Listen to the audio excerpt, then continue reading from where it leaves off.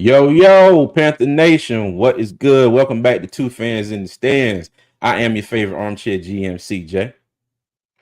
And I am the one and only, your favorite couch scout extraordinaire, Tony. Come on, one time. Y'all know what One it is. time, one time. What's good, Tony? How you doing today, cuz? Man, I can't call it. You know me, trying to shake a little honey from the tree, as always, cuz. Just trying to shake a I little hear honey you. from the tree. I What's hear you. good, I hear though? you. It's almost that time, though. Hey, it's almost that Hey, time. How you feeling? it's almost that time. Look, I feel like I'm in kind of in Kansas a little bit, man. When I say it's been windy in Charlotte lately, I mean like windy. Like Cutting up, huh? 25 mile an hour gusts for like 2-3 days straight. So, but other than that, man, I am doing good. I'm happy. I'm blessed. Hey, and before we get started, I got Yes, sir. something to say. Got something to say. It's real important. So I Uh-oh. hope everybody is Uh-oh. listening. All right. I want to wish my big sister Tori a very happy birthday. Today is her birthday. She is currently at the airport. She might be on her plane right now. So I told her I was going to shout out Yeah, on the live. She might be on the plane by now, but she is let me see. She's going to kill me if I tell her real age. So don't do it. Don't she's do it. about 20 plus a little bit. So let me just leave it at that. All right. But yeah, but happy Happy birthday, birthday, Tori. TT. I love you. I appreciate you. And I just want to make sure I shout you out on your special day. So I hope you have fun. I think she's going on a cruise. So wherever that cruise is going, I hope you have fun. Y'all be safe and go down there and have your ball. All right. But Already, yeah, man. already. I'm doing good, man. And let me see. Go ahead and get a little business out the way here, as always. If you're new to the No channel, doubt. welcome. We thank you for being here. But while you're here, go ahead and hit that like button, subscribe to the channel. You can check us out on all social media at Two Fans in the Stands or on Twix at Two Fans ITS. And Twix is our mixture of Twitter and X because we never call it X and we always say we're tweeting stuff. Okay, so that's Yes, what that sir. is if you're new Yes, here. sir. But yeah, man. So Tony, what's what you got going on, player? And also to add to that, CJ, hey, if you like our content, man, and you want to support us even more, you can always hit us on Cash App at Two Fans ITS, or you can Mm-hmm. also hit us with a super chat or a super thanks. All donations will be greatly appreciated, and we love you for it. Help us help Mm-hmm. you. Yeah. But Hey, and you yeah, know man. what? Hey, hold on. And you know what? I'm gonna add on to that. I'm gonna add on to that. If y'all want to help us out and don't want to drop a dime, if you go back and rewatch this, watch a couple of them ads for us. Okay, it's real simple, real easy. Hey, look, it's real simple, real easy. If you don't want to drop a dime in here, spend about 20 seconds or however long the ad is. Watch a couple ads for us. Hey, now don't you? I ain't asking nobody to watch them hour-long ads. I ran up on an hour-long ad on YouTube one time. I never knew there was somebody was paying for It hour-long don't make no ads. damn sense. Don't make no sense at all, man. Hey, look, 336 Boston said not the ads. Yeah, hey, it's an option, Boston. It's an option. Yeah, and look, it don't cost nobody no money. Hey, they'll turn it on and walk away from your computer and come back, cut it off. All right, man. All right. Yeah, man. Hey, okay. But today, y'all, if you joined us on Wednesday, we started with the trenches. Okay, we started with the hog mollies on both sides of the ball. All right, offensive line, defensive line. We went through, we gave our opinions on each. We gave our grades and we discussed what we thought would be the biggest need for the offense and defensive line. Now, today, if you saw the thumbnail, okay, we're doing the linebackers slash edge rushers, the inside linebackers, outside linebackers slash edge rushers. Okay. So the thumbnail says pressure bust pipes. Okay. So me and Tony were thinking, where's the pressure going to come from? Okay. We were not a team that got to the opposing quarterback, made them think, made them hurry up, made them step out the pocket, made them step up in the pocket into some pressure or whatever. It wasn't there for most of the season. Okay. So now we have Jadeveon Clowney. Now we signed DJ Woonham. Okay, we're going to look at them. We're going to look at their who we got behind them, and also on our inside linebackers. Okay, you got Josie Jewell, who is now here. All right. And he'll be our inside linebacker. You got Shaq Thompson. And on the thumbnail, I added on there, I said, will Shaq be free to play? And what I meant by that, will Shaq be free, to go sideline to sideline, just all out making plays, on the weak side like he started off with. When he came to Carolina, he's weak side linebacker. Kuechly was in the middle. Thomas Davis was strong side. If I got that right. Right. I apologize. But yeah, and I do have an interesting clip from the NC State spring game that I'm gonna play for y'all here in a little bit. But yeah, and also I put on the thumbnail, I said, is Josie Jewell going to step up? Okay. So again, where's the pressure going to come from the defense on the opposing quarterback? Is there going to be too much pressure on Josie Jewell? Is the pressure of being middle linebacker, is it gone for Shaq Thompson? Is he free to go out and do what we think he can do best? All right. So let's go ahead and get into it. Let me bring the slide up here. You gonna hit a few of the comments real quick? Yeah, you know what? Let me do that. I'm bad, y'all. I forgot all about y'all in the comments. Dang. All right. I'm sorry. Hold on. Let me go back here. I apologize. Mr. Hunky Dory said stop watch. Oh, he got the little emojis in there. Can't see him on there. So he's saying he ready. Yeah. Taxes, car insurance, home insurance, all in 1 month. I'm glad you guys bring happiness. Hey, we appreciate that. We appreciate that. We appreciate that, man. Making true money. Hey, man, you made it, dog. You made it. You made it. You made it. Hey, we appreciate you.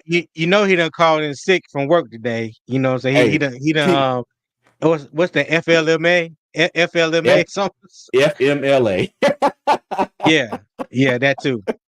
Look, TJ and CJ. And it's funny because TJ is not wrong. TJ is not wrong. It's not TJ wrong. It is not wrong. That's funny. Hey. So let's go, fella. What's going on? How you doing, man? What's going on? How you doing? He said we in here. In Unc's famous words, yeah.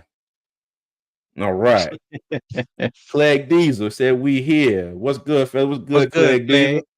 How you doing? Miss Hunky Dory said the draft is starting to balance out. Forecast models are starting to align. Forecast models starting to align. Good players will fall to us. We will eat like kings. I hope so. I hope so. D Cash, what's good, man? How you doing? What's up, D Cash? That draft getting close. It is. It certainly is. Sir. It certainly is. Yes, sir. Leggett. Hello, Gen X Panther fans. Hey, what's going on? How you doing? What's Paris going on? Yo, what's up, fellas? How you doing? What's up, Paris? Hey, he said, let's go center at 33. Hey, let me tell you, that's what we did on our last live. We did that last week. Dealing with the trenches. Who was it? JPJ. Yeah, we did JPJ. Yeah, we did that last week. And he said, if there's one, of course. Oh, so yeah. Hey, look, Boston said, look, not the ads. Hey, we get it how we live it, Boston. We get it how we live it, man.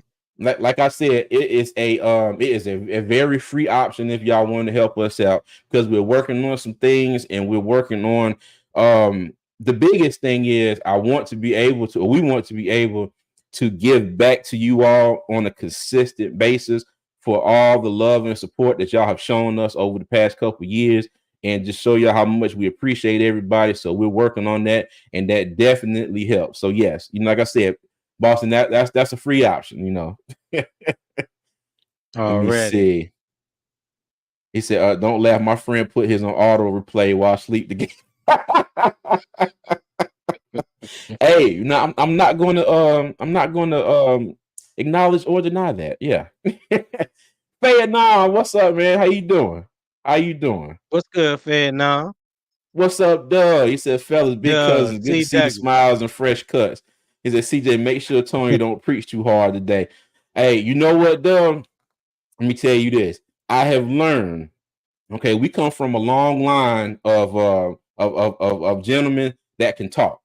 Okay, a long line. So when Tony gets going, I just put myself on mute, and I get to typing and putting up comments and figuring out the next slide and what I'm going to share. Here y'all go. Here y'all go with the bullshit already. No. I'm trying to give you some credit. Because every now and then you get on a roll, and I'll be like, you know what? Let me not stop. Let me go ahead and let him finish. Hey man, I just be trying to educate the people. You know what I'm saying? I just trying to calm the nerves. Put their mind on the right track. Get them Uh-huh. get they one track mind open to Okay. possibilities. That's all. All right. That's Well, hold all. on. Hey, shout out to Fayette9 with the $5 super chat. He says, and I had to jump up in the comments. He said, if a wide receiver tight end is drafted in the third or after, would that be enough for Bryce, or would it be enough to call him a bust for not having enough weapons? Well, to be I'm gonna perfectly let you honest answer with you, that one.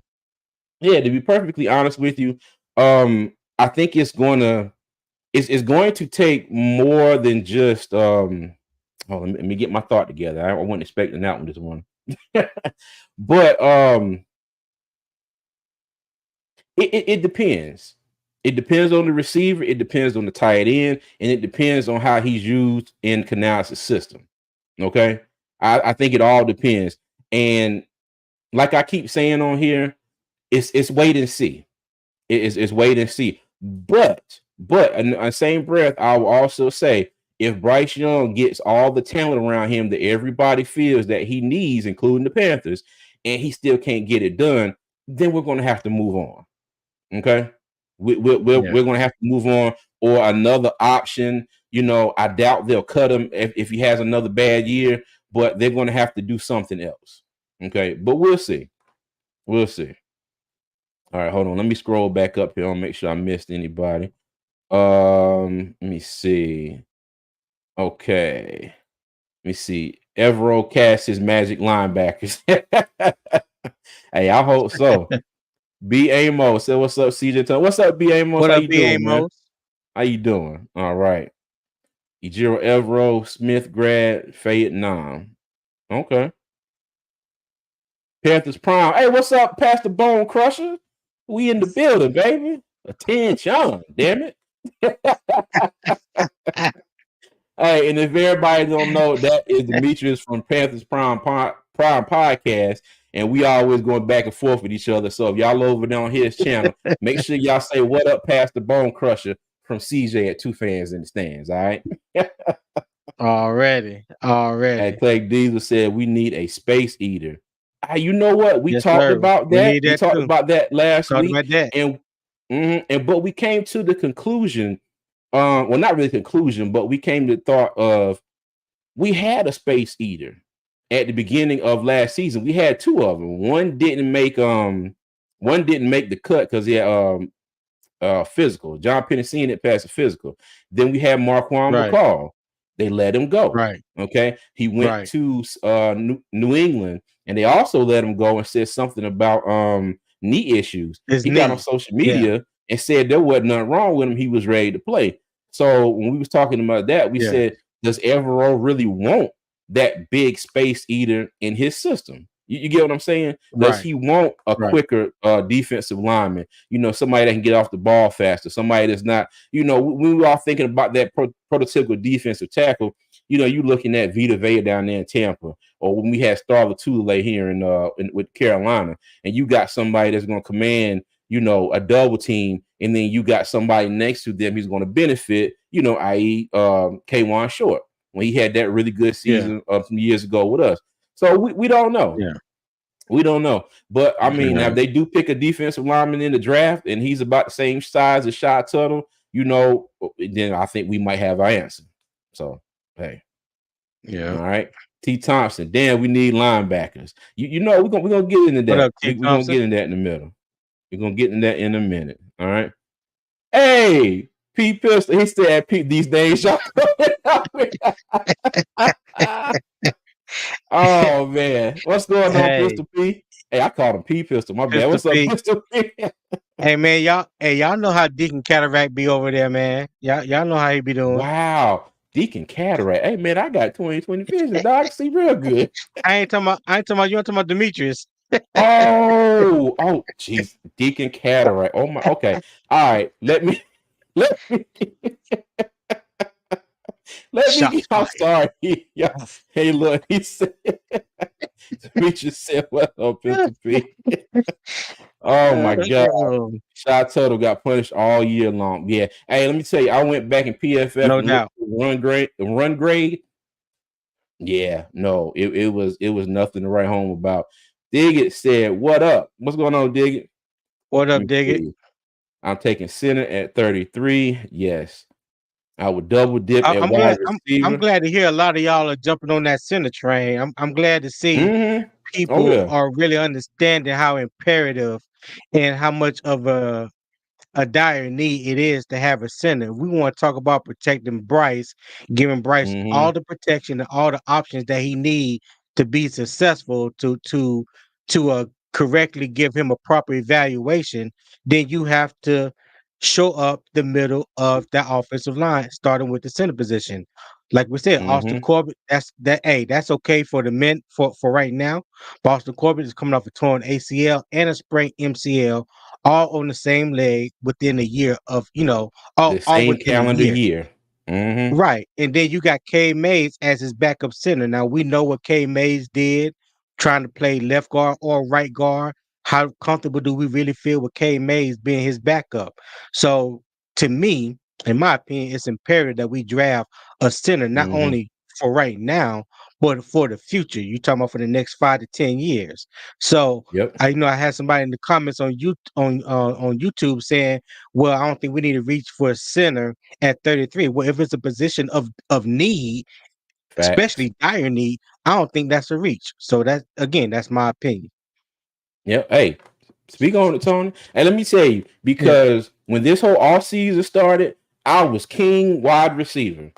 I was doing mock draft and I was like, all right, let me see if I can get two of these, Joe. We need two wide receivers. And then when we let go of Bradley Bozeman, and I was like, oh, okay, well, cool. Maybe we can pick up a center. And they were like, oh no, we sliding Austin Corbett over center. And no shot, no shade at Austin Corbett. Okay. I hope he can go out there. I hope he can do a damn good job. I pray he go out there and have an all Right. pro, all-star season. But as Facts. with the case with a lot of positions that we have on this team, we need insurance. And I forgot who it was, but somebody also said, they didn't want to reach because to reach on a pick, to make sure we have insurance. But it's like that's why you have insurance for the just in case moments. Okay. Right. Let me tell you, we would have loved to have some insurance last year when we had all these injuries on the offensive line. We would love to have some insurance or some better insurance when JC Horn went down. Shaq Thompson. We had to do the season with Camus Grugier Hill. Okay, so yeah, yes, Hey, sir. A Rock Jones, let me explain something about me, player. I'm very comfortable and confident in Oh no, whatever Rock. position No. in whatever position I play. So the thing about it in life is sometimes when you weak, you bring someone that could be your strength, and when they're weak, you can be their strength. So it works out just fine for us over here, play. It's all good. It's all love and two fans in the stands, my boy. Carry on, Hey, CJ. Rock. Hey, come on, dog. The Lady Gamecocks won, player. We happy, dog. We happy. And furthermore, Oh, it's not my own podcast, it's me and CJ. That's why it's two fans in the stands. We yeah. 50-50 And in this.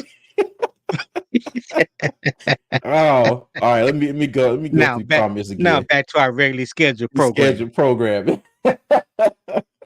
Hey, the car Leggett said, weather bipolar is hell over here in Myrtle Beach, man. Hey, I bet it's not too far from us. Okay. So let Already. me see. Let me scroll through. I'm sorry if I miss anybody on here, but I have been doing a lot of talking, and there are a lot of people in the chat here. Yes, Jermaine it Burton in is. the later rounds. I need that to happen. Yeah, I'd be a good option. All right. Let me Yeah, see. it would Rock, be. his It Mighty would be. Mouse better ball out this year, or the end will be near. Hey, you know what? I'm not going to sit here and say that that's not a possibility. Not he does need to ball out. Antonio McClanahan, what's going on? He said, "What's up, guys? How you What's up, doing? Antonio? How you doing?"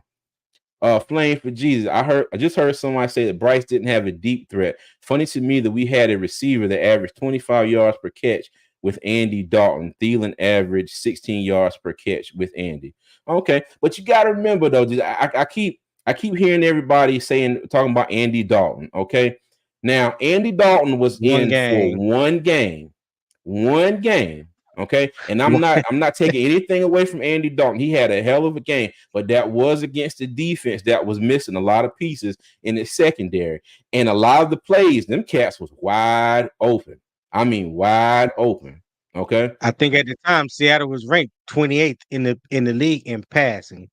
You know what I'm saying? So Yeah. that 28th ranked pass defense, and a lot of their starters were out. So I Now, think that would and have also, yeah, and also on the same hand, okay, Bryce had one really good game and a lot of duds and a lot of so-so games. So we can look at it from both sides of the ball. Andy got in there one time and balled out. Bryce was in there for the rest of the season, had one game over 300 yards, and then a bunch of games. So, like I said, we can always look at it from both angles. Okay, but it doesn't change the fact that then that Seattle game, okay, they were that defense was short. They were short a few people. All right. Quan got a question real quick. Let me throw it up there. Uh-huh. He said, "You guys think Peyton Wilson falls to 39, and would you take him or another option?" We're gonna get into that, Quan. That's a good question. We're gonna Yep. get it. We're gonna get into that and the options that may be available at 33 or 39. So appreciate that question, my boy. Hold on. He said, I wish people would do research before they talk on here. Another podcast. Sorry. Oh, okay. All right. Well. Well. I hope Bryce improves on that this year. Yes, we all do. Yeah, me Nine too. Dime all the time. What's going on? What's up, Nine Dime? Doug said shots From the crib. T. Thompson, I agree with sitting at 33, wide receiver at 39. Hey, T. Thompson, man, you got go ahead. T. Thompson, you gotta stay consistent, man. That at is not in all caps, dog. Remember what you said. You type in all caps all the time. I appreciate that. You got at 33 in at caps, but then you got at 39 lowercase. I don't appreciate that. I need all caps, my boy. You falling off. Oh man, let me tell you. Okay. Over there sipping that Yao Ming. Let me see. I'm not depending on a man with leg injuries in one season. I think he's talking about Corbett. Yeah. Okay. Let me see. Yeah. What's up, Eternal 252? Let me get MDJ. He said Rock Jones, CJ, and Tony like the Dudley Boys, one of the greatest tag teams. We don't want Tony or CJ to go solo at the same time. It ain't the same. Hey, let me tell you, the Dudley Boy. I just saw a clip of them with the Rock back when they was in their they were in their stuttering days. You know, every time Bubba Ray got on the mic, he was like, "We are the Dudley Boys." Oh, y'all talking about wrestling?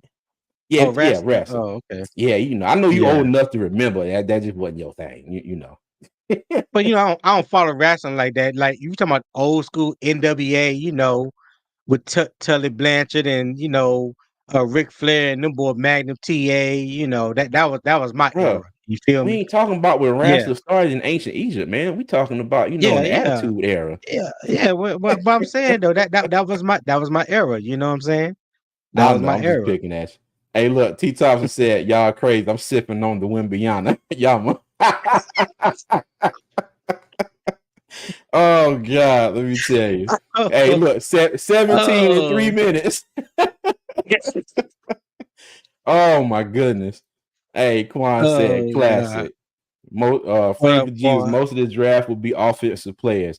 You know what? I don't disagree with that. It's especially in the first round. I think the first round is going to be heavy on the offensive side of the ball. I mean, like heavy. All right? Yeah, that the way some of these commentators, some of these analysts is talking, they're talking like at least 6 wide receivers, at least 9 offensive linemen.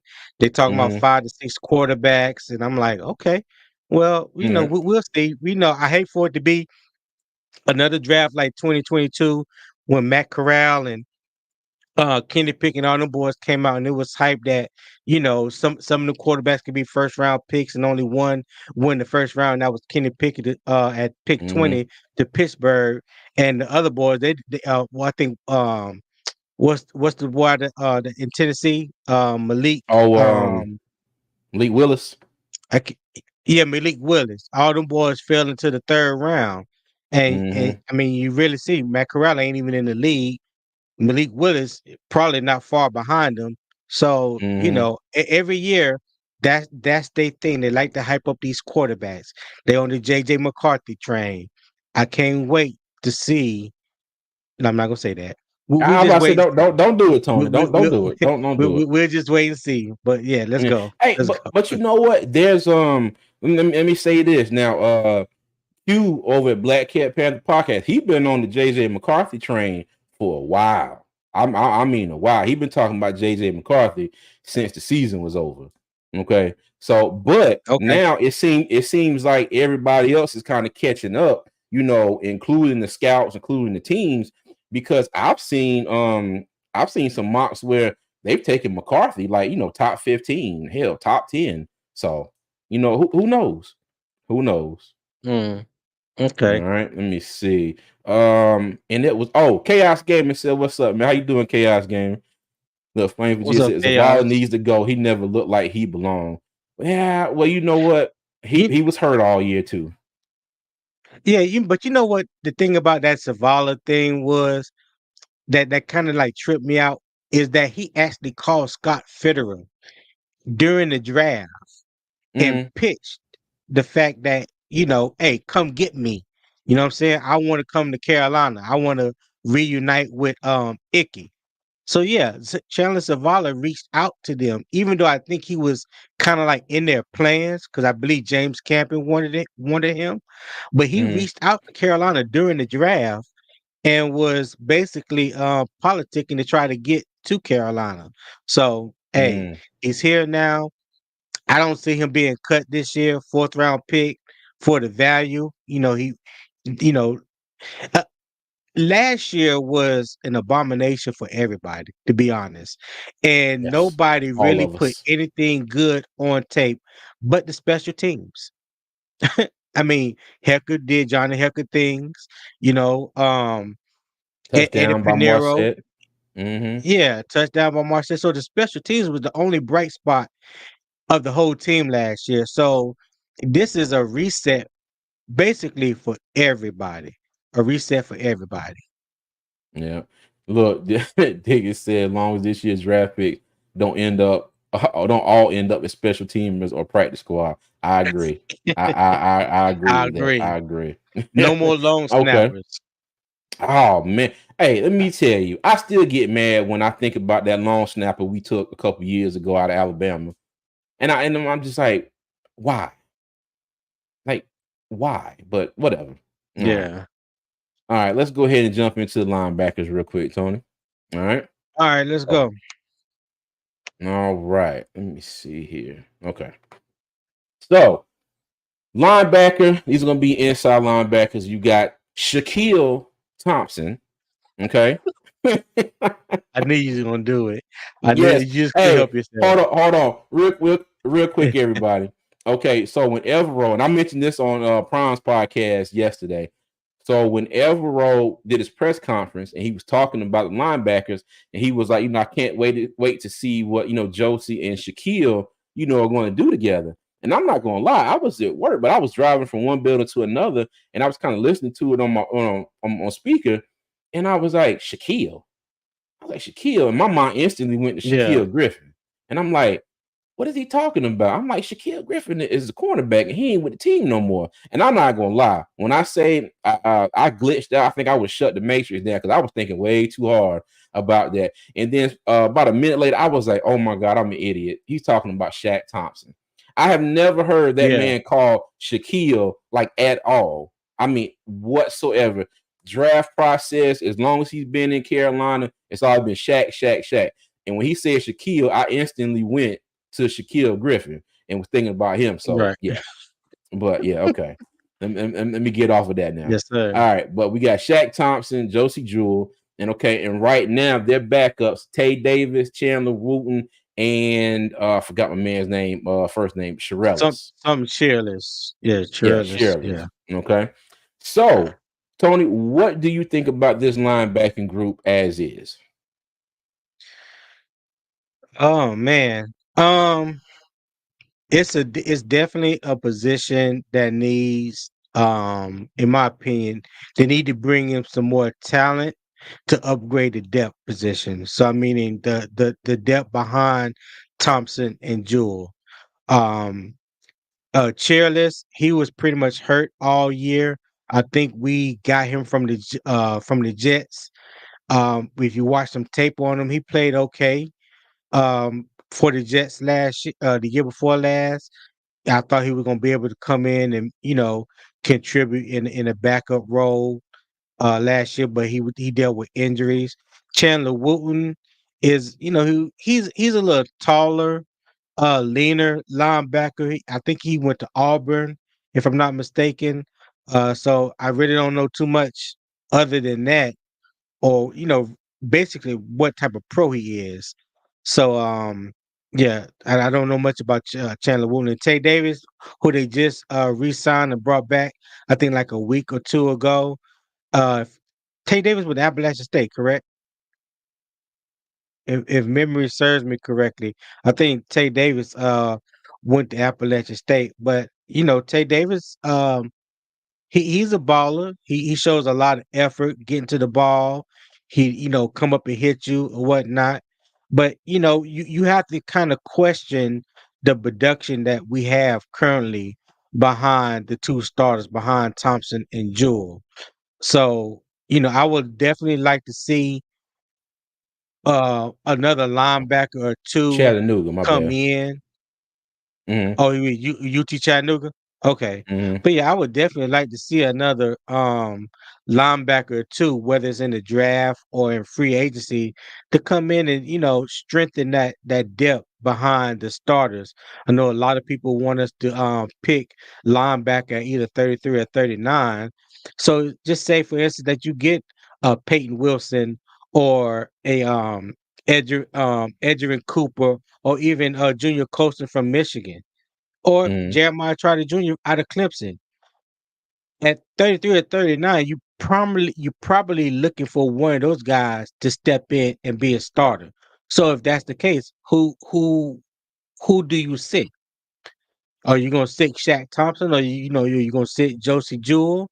I think Josie Jewell and Shaq Thompson complements each other. Josie Jewell is that downhill thumper, shoot the gap, very instinctive, great Mm-hmm. tackler, don't mind getting his nose dirty.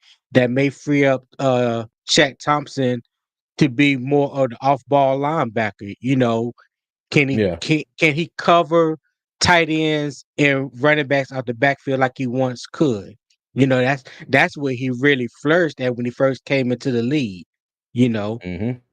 and in the NASCAR packages, can he rush? I don't think we saw Shaq Thompson in the past year or two rush as much as he had in the past. I think he's a great rusher. I would like to see them get back to using him in that manner. So, I don't know, but like Clay Dealer said, he coming off a Mm-hmm. broken leg. So that's always a possibility. And that may be something if Yeah. you draft another linebacker, they can step in and maybe give Shaq, you know, a breather. Maybe Yeah. Shaq can come in and be a backup. So, Mm-hmm. I would just like to see another linebacker at some point, you know. Okay. But what Hey, what and I what you was think gonna about it? I was gonna say, Clegg, I saw you came in here, man. I saw you. I was gonna put you up when Tony got finished talking. So if you want to come on back, you're more than welcome. Come on back in. Um, but me personally, Tony, I'm glad that Shaq gets to go back, kind of play that off-ball linebacker. We'll see if he can get back to what he was, when he first got here. Josie Jewell, and they also brought that up in the press conference with Evero. And I forgot the lady's name that asked the question, but Josie came off of his best season with Evero 2 years ago. Okay, Right. 100 something Yes. tackles at his best season of his career. So if Josie can come in, like you said, downhill thumper, and what I do like, I think he is a better tackler than Shaq Thompson. Okay, one thing I need Shaq Yes. Thompson to do this offseason, or whoever can help him, he needs to work on his tackling because now He he needs a played tackle in to come what in his backyard. I'm telling you. I'm telling you. He in let me see. I brought it up on PFF. Okay, so he played in the Atlanta game last year. His tackling grade was a 29. 29. Okay. Deep in the red. And then in the New Orleans game, he only played a few snaps. And let me see, he played 17 snaps, but his tackle grade was 80.1. So take that with a grain of salt because it wasn't the whole game. But in the Atlanta game, his tackling was putrid. Okay. And then you got Josie Mm. Jewell on the other side. Let me make sure. Let me see. I'll bring him up. Let me see. Okay, so Josie Jewell. Let me see. Last season, all right, his tackling grade was a 75.5 according to PFF. All right, and it Okay. has increasingly got better in 2021. 2021, which was the season with I'm sorry, not 2021. 22 was the season with 2022. 2021 was the season before Evero, if I'm not mistaken, in Denver. He had a tackling grade of 80. With Evero, it was a 68.4 in 2022, but last year it got back up to a 75.5. Okay. Okay. 75.5. So I do think he'll bring much needed, you know, tackling and say to the team. All right, because that was the big Okay. gripe I always had with Shaq. Also with Dante Jackson, who's no longer here. You know, they were both guilty a lot of times for trying to throw a shoulder into somebody and take them down. And the next thing you know, they're rolling on the ground, and the player is continuing on down the field. Yeah. So Yeah. yeah, but I do Got think. a question. Oh, go ahead. Go Go ahead. ahead. No, go ahead. So Palmetto Money. What's up, Palmetto? He said Oh linebacker yeah. is a need for sure, but do you think it's more important than QB? I mean, cornerback or center? That's a good Let me question. let me answer that. No. I'm going to answer that for you right now. No. All right. All It right. is. Hold on. Let me read the money here first. Paris Hemby. Hey, thank you for the $5 super chat, man. We Hey, greatly appreciate you, appreciate you. Paris. We appreciate you, He my said, boy. Dan knows the value of a dog linebacker. His eye is on the position at all times and will bring in greatness. Just a matter of time and player fit. Hey, I agree. I completely agree. 100. I completely 100. agree. Hey, and look at T Thompson. Oh, I'm sorry. And again, thank you for the $5 super chat, man. We greatly appreciate it. And Yes, T sir. Thompson, I can get with this. I can get with this. Center, cornerback, linebacker, in that order. I can get with this. I can get I with can this. rock with that. I can rock with Mm-hmm. that. Another Yep. thing I wanted to bring up real quick. I know we're not even talking about wide receivers, but you just hear so much about a wide receiver is needed, a wide receiver is needed, a wide receiver is needed. I mean, that's all you hear throughout Panther Nation. And again, the two deepest positions in this draft is wide receiver and offensive line. Mm-hmm. Wide receiver is not as of dire need as it is getting a center. We did great by bringing in two guards, so why not top it off and get you a center that could be here for another 5 to 10 years? Okay. Yeah, I've seen people say, well, why, like I said, why reach for center? You can get Van Pran at 65. Well, it's no sure thing that Van Pran will even be there at 65. Honestly, if you go back and look at the numbers, which I have, Van Pran had a better 3 year run at Georgia than Zach Frazier had at West Virginia, or the guy from Duke. What's his name? I forgot his name just that quick. Graham Barton. Graham Barton. Graham Barton. So I mean, just like we may be thinking like he may fall to 65 or something like that. But I promise you, Mm-hmm. there's scouts around the NFL that know the type of work that young man has done. He only gave up 1 sack in 3 years, two-time Mm-hmm. national champion. That means something when you're talking about scouting players and what type of pedigree and what type of program that they're coming from and how can that translate into the next level. So, hey, my thing is when you have the opportunity to grab a top-notch player that can come in and be a day one starter, why not get him? Yeah. Okay. because all these wide receivers that a lot of people are talking about in at pick 33 or 39 are not day one starters. Honestly, in my opinion, right now, they are not day one starters. They're not going to come in and start over Deontay Johnson. They're not going to start over Adam Thielen. Maybe over Jonathan Mingo and TMJ. You just don't know how it may play out. But I'm just saying, you know, Yeah. that there's other needs besides wide receiver. And if you can't protect your quarterback, and if you can't give him time to step up in the pocket or give him time in the pocket to complete a pass, then the wide receiver does you no good. Yeah. Trenches, Okay. inside You know out. what? That's the And formula. I wanted to go back to Palmetto Money's comment. Um, okay. So now recently I've come to the conclusion, this is me personally. I think center, like you said, if the right center is there at 33, or they happen to fall to 39, or even if, like you say, Van Pran is there at 65, which, to me, thinking about it now, we talked about this offline. Van Pran may not be there at 65. You go back and look at the body of work that he put in at Georgia, like Tony said, two-time national champion. I think he gave up one sack, like you said, in his freshman One season. sack, Hasn't given gave him up one one sack his since. freshman year and one Mhm. one QB hit his sophomore year. Yeah. Yeah. Hasn't done anything since. And he may be gone at 65. Okay. So, you go ahead and get you and we brought this up last week. We were saying that if somehow one of the guards get hurt, hopefully not, you got Corbett there, you slide Corbett in the field in the guard, whoever you draft at center can take over at center. Or if you go Right. out and you draft the center has a great camp, a great preseason, go ahead and let that man start and let Austin Corbett, be a backup. He can be a backup guard or whatever. You have somebody extra to come in if we have any kind of big packages that Canales wants to install. Okay. But all right, now when you say you add cornerback in there, okay. The reason why we talking about cornerback and center, Austin Corbett's coming off those two injuries, right? Two knee injuries in the calendar year. And at the cornerback position, you got JC Horn, who when he is on the field and healthy, he's probably one of the better cornerbacks in the league. But his issue has been being on the field. We got to go ahead and call a spade a spade. We got to call him injury prone now. Okay. Now at the That's right. linebacker spot, correct me if I'm wrong, is this Shaq's first really like major injury where he's missed this much of a season?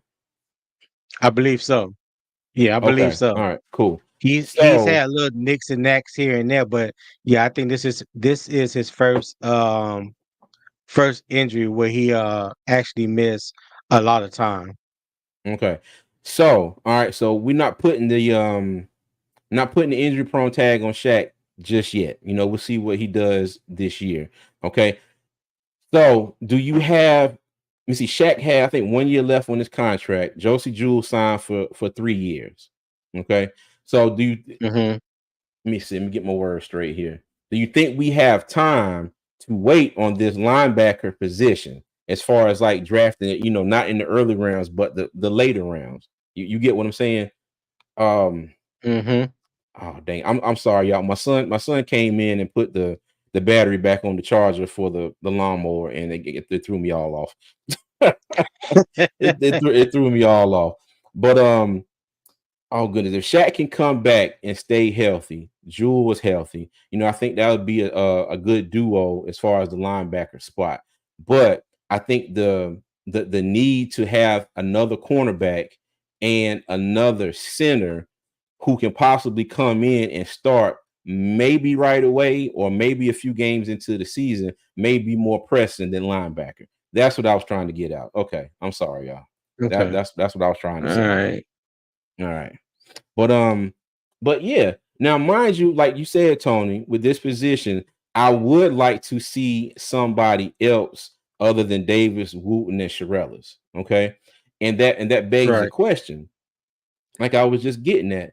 So if we're here and now we're talking about linebackers in this segment, and we're also going to tailor our mock draft towards the linebacker as well, just like we did with the offensive defensive line. Okay, so if a Payton Wilson or Edgerrin Cooper is sitting there, at 33, 39, or just maybe say one of them falls down to 65. Okay, in the chat, let me know what y'all think. Is this a position that you wanted to go ahead now and start building for the future? You see what I'm saying? Is this something that we go ahead and draft that player now? They're probably gonna come in, sit behind Shaq, sit behind Jewel. But do you go ahead and start that process now? Since Dan said we are in a rebuild, and he said have patience, it's going to take a couple years. Do you put this position over another particular position to go ahead and start that process? Let's go ahead and bring this person in, and then we can have that person, for the future, just like we were saying on Wednesday for the center spot. Okay. Hey, Jeremy McKinney said yes. Jeremy McKinney says yes. He said yes. What do you think, Tony?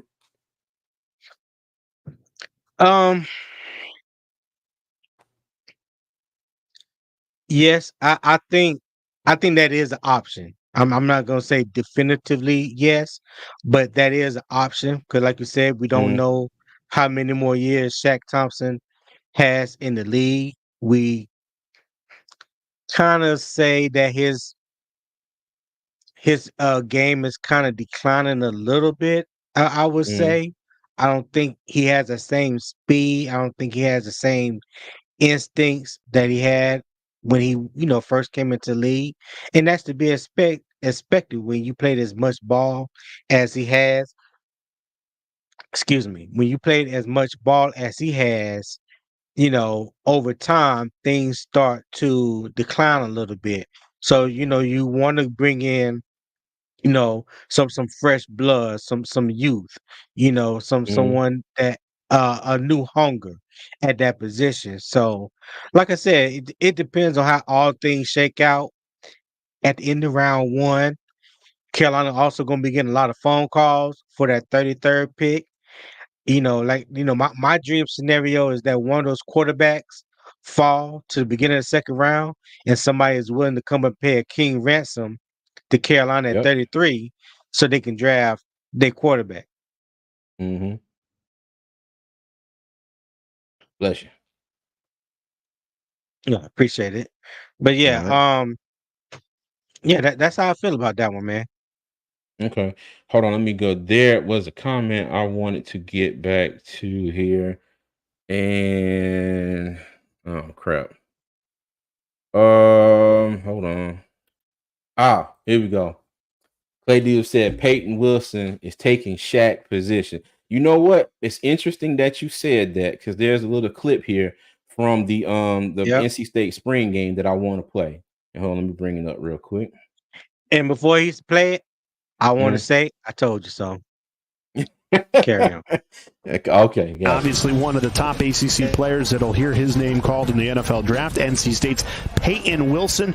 Give me a comp. Who does he compare to playing in the league right now? Man, he is so fast and moves around so well. He's a weak side guy. I mean, he could play middle linebacker if you put him there, but I like him on the backside moving around. Just a comp now.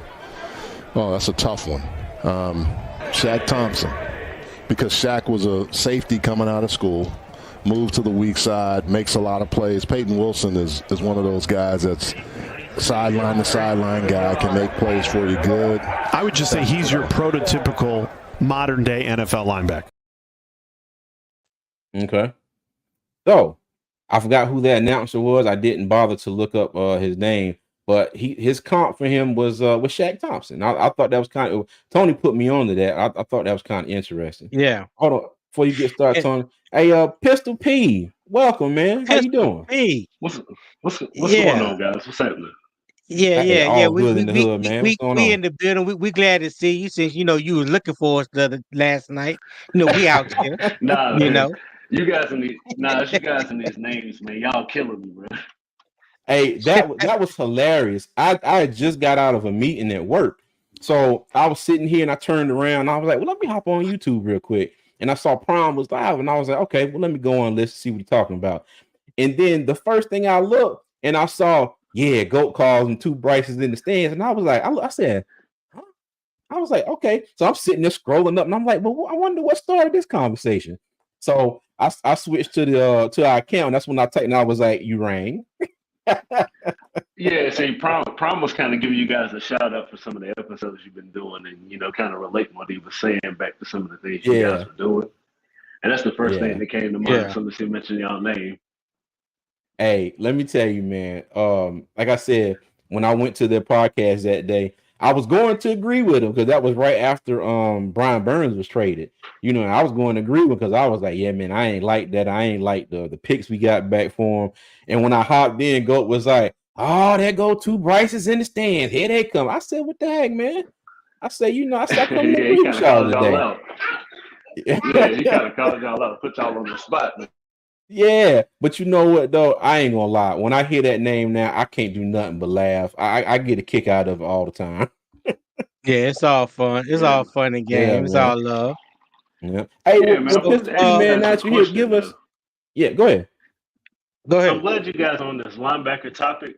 hmm I was kind of wondering, what are you guys expecting to see from Shaq Thompson this year? I want. Oh, go ahead, Tony. No, I was gonna say we don't know. Like someone mentioned earlier, and I don't know how it slipped my mind, but I appreciate them reminding us that Shaq is coming off that broken leg. You know what I mean? So when you talking about a player of his age, I think he's in his 10th year or going into his 10th year in the league, 10th or hmm 11th year, something like that. So he's up there, you know. The production has been declining a little bit here and there each and every year. So you just don't know. You just don't know what you're going to get for Shaq Thompson. But like I said, like I've been saying, Shaq and Frankie Louisville both, neither one of them were true middle linebackers. In a 4-3 scheme, they would be outside linebackers. I think they were forced to play a position as middle linebackers because we didn't have really any other options. But I would like to see Shaq Thompson get back to playing off ball. Josie Jewell is there now. He can be that on ball linebacker, that thumper, someone that can plug the gaps, take on these pulling guards, trying to reach the second level, you know, meet your running back in the alley, all that. Get Shaq more out, covering tight ends, running backs, and things like that, and occasionally, um, you know, rushing the quarterback because he's really good at that. I don't think they've done enough of that in the past couple of years, and I would love to see them get back to it. But we got to see what he's going to look like just coming back off that injury. hmm Hey, look, Unc said he would be better. Respect Shaq. Hey, look, we get more respect, man. Let me say we just for a few years, when he moved to middle linebacker, it just didn't seem like it gelled well with him. Now I will say, he did have his best season, 2022. He had 104 tackles. So, he did have some success. But me personally, I think he'll be better going back off ball and being able to floor around. And like Tony said, covering running backs, tight ends, and we'll see how Yeah. it go. We'll see how it go. But now Thompson has, I think he's at 1 year left on his contract. Jewel has 3. And I think I asked this before, so if Cooper or Payton Wilson is there, do we take them?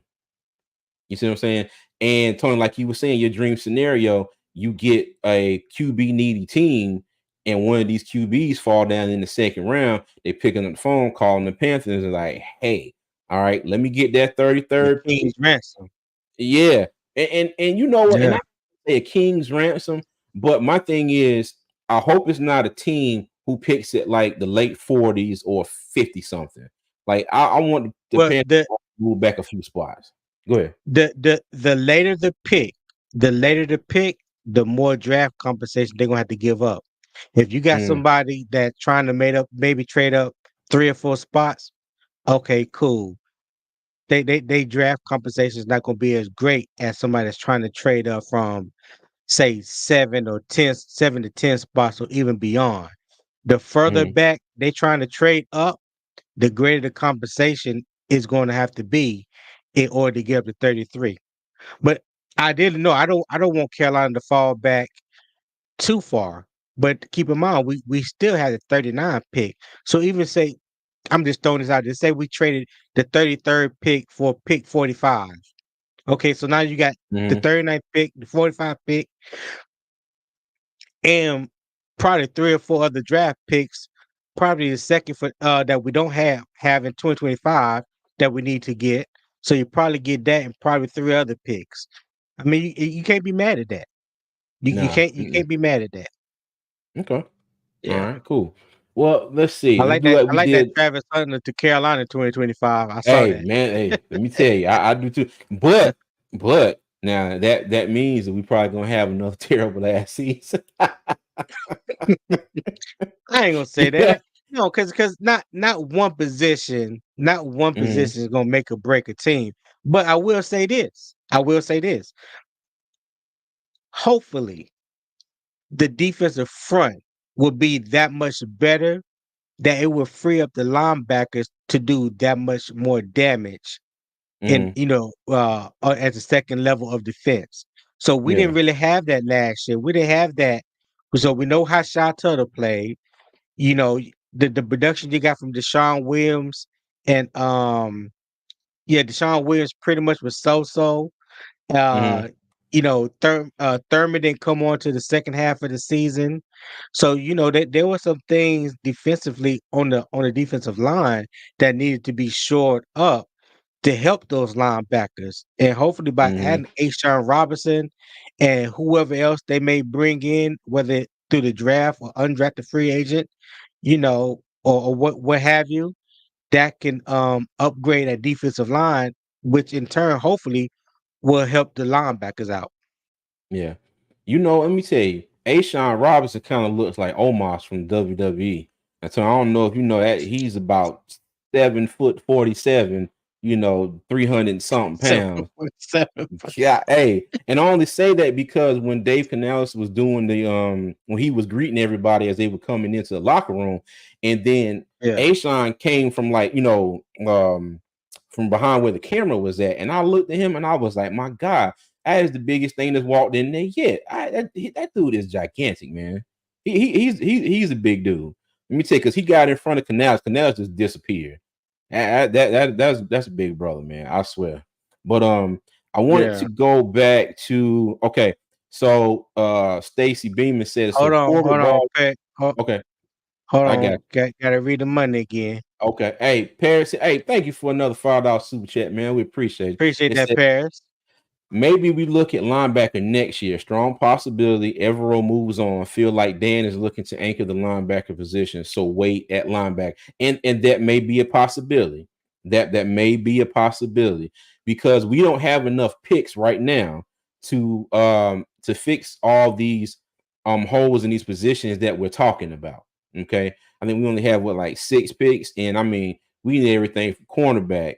You can do a linebacker, defensive tackle, edge, wide receiver, tight end. Everybody wants us to draft a running back, even though the running back would probably be on the bottom of my list of needs, but we would all love to see a bigger, short yardage back to come in here too. So it might be higher on somebody else's list than it is on mine. But that is an option. Okay. And again, Paris, we appreciate the $5 super chat, Hey, man. Thank you appreciate you, very much. Paris. Thank you, my boy. All right. Now let me slide back up here. Stacy Beeman says, so if Corbett balls out, you're cool with our 33rd pick sitting on the bench all year. Okay, you know what? Yes, I am, because Corbett has 1 year left on his deal. He has 1 year left on his deal, and it's not a guarantee that he will be brought back. And I say that because I always say, Tony, you never know. Okay, Yeah. you never know. Yep. Now, mind Wait, you bring Corbett back, you're gonna have to pay him whatever. You go ahead and get that rookie in here. He's still on his rookie deal for another 3 years. and I was just going to say that because Corbett, when he initially signed a 3-year, $27 million contract. So that's $9 million a year. And like you said, for a player that's coming off 2 major knee injuries, okay, so say he do have a good year, okay, and you draft the center or whoever. that center that you're looking to draft is not someone that you're drafting just for this year. You're talking about another 5 to 10 year player. So even if he did have to come in and sit behind Austin Corbett, that's insurance for this year and a starter for next year and beyond. So, hey, it's still a great choice. But then on the flip side of that, what if you don't draft the center and Corbett, God forbid, gets injured the fourth game of the year and he's out for the rest of the year? Then what you do? So let's We got revisit we this. got Cade. Let's revisit Okay. this conversation if it ever happens, because it can go Yeah. both ways. Because the thing is, you're gonna have Cade Mays and then whoever we sign off of somebody else's practice squad. You know what I You know, mean? when I was at Fort Bragg, one of Mm-hmm. my supply sergeant, Sergeant Williams, shout out to Sergeant Williams. Sergeant Williams told me one day, he said, "Man, the best time to prepare for war is at peace." So I'm gonna let that Hey, marinate on y'all mind real quick. damn, not Tony taking it back to Fort Bragg, boy. God Yeah. damn. Okay. All right, Sergeant Henny, I got you. I see you. All right. So Yeah. so Tony, okay. So the linebacker group right here, as it is, what's your grade for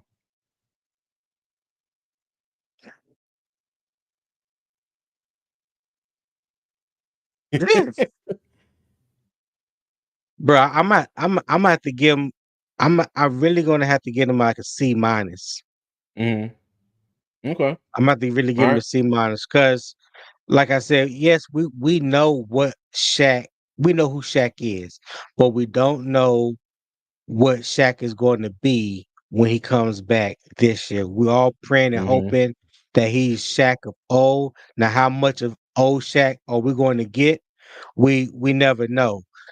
Yeah. Josie Jewell has put a lot of great film on tape. So I'm very Mm-hmm. confident that he could be the middle linebacker that we're looking for. He had his best season as a pro under Vero. So we're hoping that picks back up where we left off. The biggest question mark is, what do we have behind our two starters? If something, God willing, was to happen to either one of them, are we comfortable enough with our current linebackers as it sits right now on the rosters, stepping in and filling either one of those shoes? I'm not confident in saying that I'm confident that in either of those three options that's behind Thompson and Jewell. So I'm about to give it a Yeah. C minus. Okay. I'm gonna give him a C. A healthy Shaq coming off a healthy season and Josie Jewell. I'll probably give him a B, but it was kind of a wait and see. Mr. Hunky Dory, how you doing, sir? What's going on? I'm blessed. I'm blessed. I'm doing What's pretty up, good. man? Hey brothers, how y'all doing? How y'all Your doing? crazy self. Yeah, yeah. Hey, look, I'm awake now. I get up at like crack of noon because I work all Crack of night long, noon. as you know. Yeah, yeah. I work at Oh, night. okay. Gotcha. But going Gotcha. back to the Fort Bragg days, I agree with the man. I grew up on Fort Bragg for 10 years. I ran up and down Okay. Gruber Road, everywhere Mm. around Post. Oh, what you know about Gruber Road? My mom's six psyop. She used to work over on the old Sante Road Yeah, in the on back. 6 Yep, yep. My But dad was a police constable. she wasn't far from me, second in the 525 in my brigade. Oh man, Yeah, yeah, I know was up there exactly who you on are. Smoke Bomb Hill. Yes, sir. Hey, I had plenty of good Yeah. times over there drinking beer for free. But let's get back to the issue. We got our defensive line pretty much set right now, except for the inside. But I agree with you, Shaq Thomas. It's business. It's business. He's at that retirement age. His body's sore. He's had a lot of injuries. Hmm. It is time to bring a replacement. In the background, what we have for supporting, we need a supporting background, and we need to bring in somebody now and not wait. And if we can pick up somebody decent to be Thompson's replacement, bring him in now. As I said, he's at the retirement age. All them injuries are already caught up. I don't care. You can have all the rehabilitation you want, but then the injuries still come around. You still sore. You know what I mean? You thinking about, oh man, I want to be home with the kids today. And I believe what I'm going to expect out of Thompson this year is an average year. I didn't say good or bad. I say average. And I believe that's just because, his body's tired and so on. First few games, he might play well, but toward the end of the season, he's going to start feeling them injuries and tiredness, all the years playing. So, yeah, it's time to bring in a young buck full of testosterone. You know what I mean? Hey, Mr. Hunker, hold on 1 second. Let me correct somebody in the chat real quick. Hey, Mark Burks. I don't know if you proud military or anything like that, sir, but the United States Army don't say hoo-ha, it's hooah. So Yeah. if you switch that H around to the A, A for the H, then you be right on target, my friend. Go ahead, man. Yeah, but I'll put it back to Fort Bragg. I grew up in Ardennes housing area, 13 pole Okay. place. I went to E.E. Smith Yeah. with Vietnam, but I'm a little bit earlier than him. 92, Right across 93, from Fayetteville. Golden Well, not Bulls. across the street from Fayetteville State, but down the street from Fayetteville State. Yeah. Yeah. And I used to love going by Fayetteville State. I'd drive down to Merton to go see my dad, and I'd drive by Murchison Fayetteville State. Road. All the lights, you could hear the band playing, the crowd going wild. That's what I grew up with. And God bless the Fayetteville neighborhood. You know what I mean? God bless you. And God bless Fort Bragg. I consider it home. Now, And God bless T. Thompson, old jarhead. But back to the issue, I agree with both of you. Thompson, I believe that Jewel is going to be our plugger. He's going to be running. He's going to be disrupting the guards. You know what I mean? The pulling guards and so on. He's going to be trying to get that running back in the gap. Thompson is going to be his backup to come and hit him. Jewel's going to slow him down. Thompson's going to hit him and stop him. Or it's going to allow Thompson to get back into coverage. You know what I mean? Let him roam around in coverage. But I believe Jules would be used as the plugger. You know what I mean? For analogy. Let me ask you this question. As the roster currently sit with Thompson and Jewell as the starters, and you got Davis, Wooten, and Chairless as the backups, if that was the roster that we went into, if the league started next week, if the season started next week, and these were our 5 linebackers, how confident would you be in the backups if something were to happen to either Thompson or Jewell? I'm not so confident. I believe Davis could come in and he would probably be, you say both Thompson and Jewell are playing at an A. I believe Davis would come in and help. He'd probably be a B minus. Wooten, I think he's an average player. I don't think he's a good player. I don't think he hits hard enough or he's fast enough to tackle. I think he's, like you said, a person that wants to hit you with the shoulder, and that's it. He's not aggressive enough. And Cheerless, I don't know enough about him, so I can't judge the person. Okay. Yeah. So I'm not so confident if one of them goes down. Honestly, I believe our defense will suffer in that area. You know what I mean? And it'd put a lot more strain on our cornerbacks and DBs. It'd put a huge strain on them. So do you think that linebacker should be one of the positions that we take at either 33 or 39? No, absolutely not. I think center is absolutely, it has to be one of the 2 picks. Center has to be there. Like you said, to me, it's 5'7", not 10, because of the physicality and everything in the NFL. Also, that is your anchor. That is your keystone of your offense. That's what allows for a pulling guard or tackle to come around the back of the center. The center is pushing everybody up or moving that person so the guard can come around or so on. And also, that is your person that allows for the gap to open most of the times along with the guard or tackle. You know what I mean? So it's very important to have that if you want a good run game. And also for pass blocking, last year our center and everybody was being pushed back. If you have a center that can hold or push forward or open a gap for Bryce to move around in, it allows maybe 0.3, 0.4 more seconds for him to get rid of that ball, and that is very important. And also allows. But you also want him to be just as productive in the run game too, because remember, our run game wasn't up to snuff last year.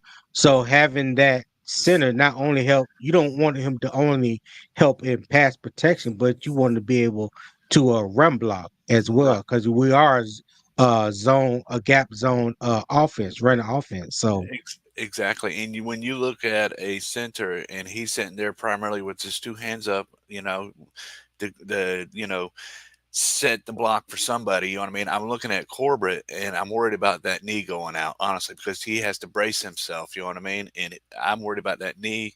That knee's going to pop.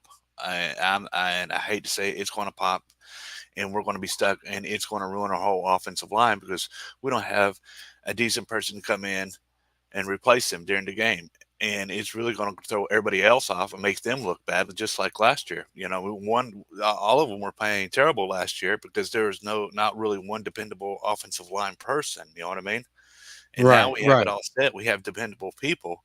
But if that one piece goes out, it's going to the whole dam's going to break. It's just going to fold inward. You know what I mean? So we're going to be back at the same issue, but it's going to be saying, hey, these people are crap. Well, that's what happens when your interior folds. Everything else folds with it. That's all I got to say. Okay. Yeah. I got you. Definitely appreciate that. But I'm going to let y'all get back to what you're doing, and I'm going to get out of chat and say God bless Panther Nation. Thanks for the show, guys. You're doing great. All right, Mr. Hunky Dory. All right, guys. Look, Panther said, hey, guys, can you put the comments below your face cams? You're blocking Tony and whoever's on the bottom face. Lots of space above CJ said. Hey, look, Panther dog, this is a this is a custom layout I got, and I'd have to cancel the stream and go back and fix bring the other layout in to do that. So I apologize for that, but I'll get it back on the next stream. I got you covered. Yeah, we'll work on it. We'll work. Yeah. All right. So C- for you, Tony. C for me. And I saw a lot of I see. Yeah, I saw a lot of C's in the chat too. I saw a lot of C's, and I saw one a couple B minus. B minus. Yeah. Mm-hmm. But a lot of people didn't like the depth behind Thompson and Jewell, and I can definitely agree with that. I can agree with that. All right. Yes, sir. So let's go to outside linebacker and edge. Okay. Excuse me. Yes, so sir. we signed DJ Woonham and Jadeveon Clowney. And behind them, we have DJ Johnson, Amari Barno, Iku Leota, and Kalavon Chason. All right. Tony, what you think of this group here, sir? I like it. One of the knocks that was on us defensively last year was that we couldn't consistently create pressure on the quarterback. There were times where, in games where one game stood out when we had the game against Tennessee, and Will Levis was a starting quarterback, and we allow Will Levis to sit back there like he was an all-pro. The game against Chicago when I can't remember the gentleman name, the Division III quarterback that came in and started in place of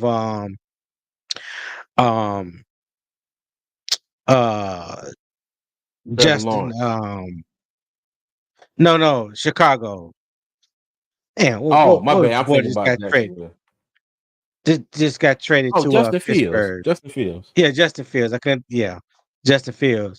There were times where we just couldn't get enough pressure or any pressure at all on the quarterback. The leading sack leader for us last year was Brian Burns. I think he had 8.5 sacks. I think Frankie Louvu had 6 or 7, if I'm not mistaken. Outside of that, 5.5. Outside of that, I think we only had like 27 sacks all year, something like that. So, the thing for this year, when we were trying to come up with how we wanted to describe the thumbnail, the title, was pressure bust pipes. And when you can create the pressure up the middle, when you can create it on the edge, and hopefully that can free up one of your linebackers that can come downhill and create pressure from the middle, from the second level as well. So I know Ivero really wants to get back to putting pressure on opposing quarterbacks. It's imperative to get these quarterbacks off their spot, get them uncomfortable, get them moving out of the pocket. So if you can flush the quarterback off his spot, make him wait another second or two, that allows your other rushers or somebody else to get to the quarterback. That's something that we didn't do last year. We generated no pressure off the edge or up the middle unless it was almost like we were sending 6 or 7 man blitz or sometime occasionally a zero blitz. But I'm very curious how Kayvon Chason is going to fit in this defense. We know he played out of position at Jacksonville. You talking about this was a first rounder, All American coming out of LSU. And this is one of those instances where we said scheme matters. When players aren't put in the right position, not playing in the right scheme, it can set them back. So, this guy is a great talent. And if you just go back and watch his LSU film and watch how LSU used him, it was night and day difference than what he did in Jacksonville the past 2 or 3 years. So I'm just trying to I just can't wait to see what Chason does backing up Clowney and Wonham. The jury is still out on DJ Johnson. It's been out on Barno. I think Barno is really making his chops on special teams as a gunner.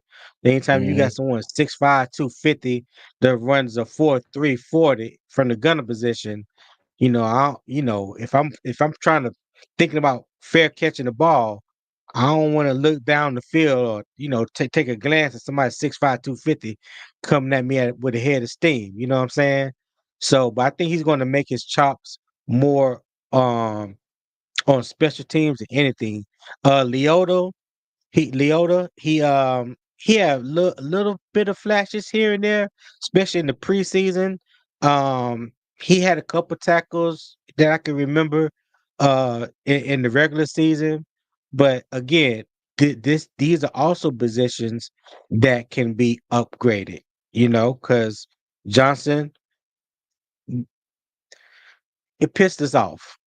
I'm gonna say it the nice way. It pissed us off when we traded up Big facts. 13 spots to draft this guy when there was a corner back available that we truly needed and that me and CJ wanted. But Ringo. I would just love to see Clowney bring his 9.5 sacks that he had last year in Baltimore and want to bring his 8 sacks that he had last year in Minnesota. And hope those two can play off each other. So I'm anxious to see what this group can do. What you think? What's up, Doug? What's going on, Doug? What's going on, Pastor Tony? You sure had a long eulogy right there, my guy. You had to take a drink of water. I was gonna ask you to drink something.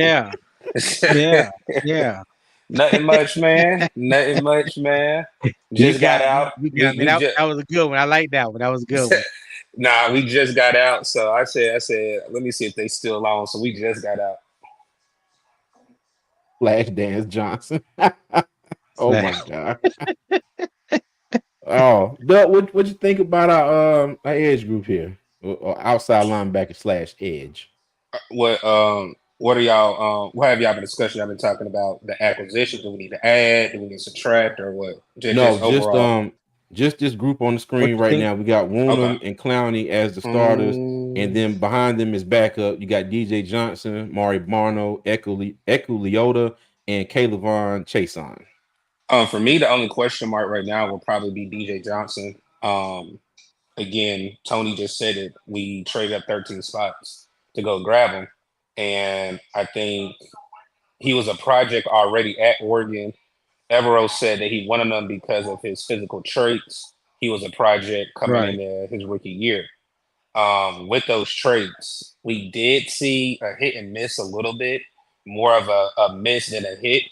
So now with him being underneath Evero's system for a second year, I think whatever Evero saw, hopefully we'll be able to see whenever there is time for OTAs and mini camps and when it goes into training camp.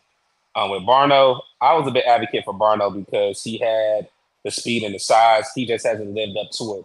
Again, if we're going to call people injury prone, he's in the same category as J.C. Horn. Since he's been in the league, yes, he showed up on special teams. But outside of that, when he's ever been able to be on the defensive side of the ball, he's always been hurt.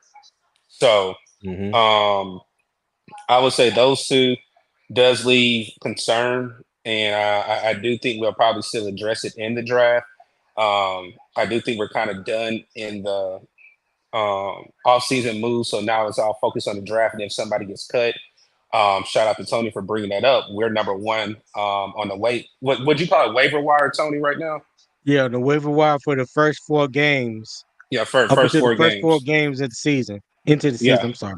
Yeah, so that's a good thing because, so some people are going to try to cut some people, then, try to stash them, and hopefully people don't grab them. But, just because you got the number 1 spot doesn't mean you just go and grab somebody.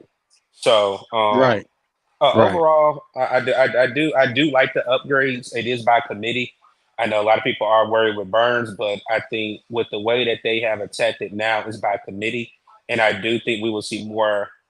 I'm trying to think of the word. Better overall as a unit, not as an individual. I'll leave it at that. Okay. Right. All right. Cool. So Cool. you believe that there would be better production from both sides? That's the defensive line. I think defensive line overall from the interior and outerior. We addressed run defense, and if you can tell by acquisitions, run defense was very number 1. I think with Evero, he even said not this pass presser, but he wants to be more aggressive on his defense. So now, like I said, you got the pieces that you needed. Let's see, but I like the inside and outside for the whole D line altogether. Okay. Hey, Doug, Yeah. I just want to ask a question. Yes, when sir. you was talking about it first, you said interior and outerior. I wasn't gonna do it. I was trying to let him live. Interior defensive alignment, and I meant outside. I'm sorry, Doug. That's what I meant. Sorry. I meant. See, Doug, it ain't me all the time. It ain't me all the time. You done rubbed off. What it is I hit you with a blow, so he had to come and eye me and sneak me. That's what it is. I came in and hit you with a blow. No, Doug, no, sir. Hey, that's no, what family. Sir. That's what family does. Hold on, we apologize for that. Doug, in that situation, in that situation, let me tell you, you were point guard for Cleveland Cavaliers. A few years ago, you lobbed that ball up, and I did my best LeBron James impersonation, and I took it to the house. Oh my God! Hey, I'm sorry. Hey, all you gotta do is call me J.R. Smith, and Tony is LeBron. Whenever J.R. called the timeout, well, no, he pulled the ball out instead of didn't shoot it. Yeah, yes, it did. Yes. Oh God. Okay. All right. I formally apologize, Doug, but we yeah. Hey, well, I'm gonna give my thought on this group here. The Panthers we had 27 sacks last year, right? 27 sacks. Right. Our quarterback got sacked 67 times. Okay, and if you go back, and Tony was talking about the man that started for the Bears in that I think it was a Sunday night game. I give you another example. Hold on. You talk that. See, now I'm gonna get you mean Thursday night when we play Chicago. Bears? Thursday. My bad, Thursday. Look, it was at night. I just couldn't remember what day of the week it was. Yeah, thank you though, Doug. Yeah, Thursday night game. I'll give you another example too. Whoever the backup for Jacksonville was when we played the Jaguars. Okay, now whoever that was, they had all day in the pocket to sit back there and just dink and dunk and do whatever they felt like. Yeah. Okay, and it was I'm not saying that we had to go out and lead the league in sacks, which that would be nice. That would be very nice, and I pray that happens. But the opposing quarterbacks were very comfortable in the pocket for the majority of the season. Okay, they had time to sit back. CJ Beathard, thank you, Austin. CJ Beathard. Okay, my bad. Thank you, Austin. But they had time in the pocket. they could go through their progressions, and they were never rushed. For the most part. For the most part. There was another game. I'm sorry, Tony, you mentioned it. It was with Will Levis. 1 and 2 fans turning on the wounded third. Hey, it's equal opportunity, dig. It's equal opportunity, man. Yeah. But so the opposing opposition, their quarterbacks weren't under a lot of pressure from my defense the entire year for the most part. If you look at our offense, you look at Bryce, the majority of the season, more times than not, if you look, edge rushers were coming around, but also our center and both guards were being pushed back into his face. Okay, so he never really, I guess so, never. I'm not gonna say never, but there were times when he didn't have that clean pocket to step up into. And if you go back and look at the tape, our defense never really did the same on a consistent basis against our opposition. Quarterbacks had time in the pocket to sit there, go through their progressions, and find that open wide receiver, if it was there. Now, big shout out to our defense, who, our pass coverage was, what was good for most of the season. Okay, I will give them credit, but still, they're keeping Doug on the exterior of the puck. Lord, y'all stop. Oh my goodness! Not the C Google interpreter. See, CJ, you should let Tony do it. You should let Tony do it. Now everybody jumping on you because they know Tony gonna be it. See? Hey, Doug, I'm sorry, dog. You I'm good. I had no choice. I'm good. I'm good. The chat just letting you have it. That's all. Let me tell you. Okay, let me get back to this. Okay, so. Oh goodness, I lost my train of thought again. I'm sorry. y'all messed me up. All right, so we had Brian Burns here. Okay, he had 8 sacks. All right, you had Frankie Louvu, who had 5.5, and I think if I'm looking at it right, YGM, he had 4.5, and it wasn't much. He had 4.5 last year. It wasn't much else after that, and I think if we can get consistent pressure and make these opposing quarterbacks a little more uncomfortable in the pocket, I think it will bear dividends, especially if you look at our cornerback room and look at our linebackers, and we say we got a lot of holes to fill. What is the secondary and linebackers' best friend? It's pressure, okay, and getting to the quarterback. He said, "Case I'm rocking the giraffe neck." Lord have mercy, leave that man alone. But a secondary's best friend is a front seven that can get to the ball. Okay, get to the quarterback, put pressure on the quarterback, get sacks, also make the quarterback uncomfortable, make him bad throws. Get out of the pocket. Where they're uncomfortable at, and things of that nature. So, like I said, that's the secondary's best friend. Now, Woonham had 8 sacks last year. Clowney had 9.5. If we could match that production this year and hopefully increase it a little bit, I think it would be a step in the right direction for this defense. And we go back to the linebackers we had on the previous page, and you got Josie Jewell in the middle, and maybe Shaq can step into that role, kind of like Frankie Louvu did a little bit last year, coming off the edge at times, blitzing. And if this defense can be set up right, with maybe some future free agent picks before the camp, before camp, during camp, and through the draft. We were talking about a couple hours ago how we think Evero may have the opportunity to be more aggressive this year on defense as well. Because you think about last year, all the injuries that he had, and he had to make do with what he had. The defense wasn't really, that aggressive, in their blitz packages and everything. To me personally, I think they were fairly conservative, but I think they were in a position where they had to be. But maybe now we got people on both sides of the line that hopefully can come in and potentially, put that pressure on the opposing quarterbacks. Hey, CJ, can I make it? Tony, you got a point? Because I just want to make it quick. I was just going. Listen, I want to invite Flame for Jesus to come aboard and speak his piece. I see he has a lot of comments You know, in the like comment Bryce. section, I just want him to come on and speak his piece. You know, you talking about I know a QB that had more sacks that went to the Super Bowl. Well, that QB that you're mentioning also had better weapons and a better offense all around. So let's, you know, Joe Burrow came into a ready-made system. We can't say the same thing about Bryce Young. That's not comparing apples to apples right there. But go ahead, Doug. I was gonna make this point. Why do you? I'm gonna start with the offense first because it's short and sweet. Yeah. Most of those sacks came where? We all know where most of those sacks came last year.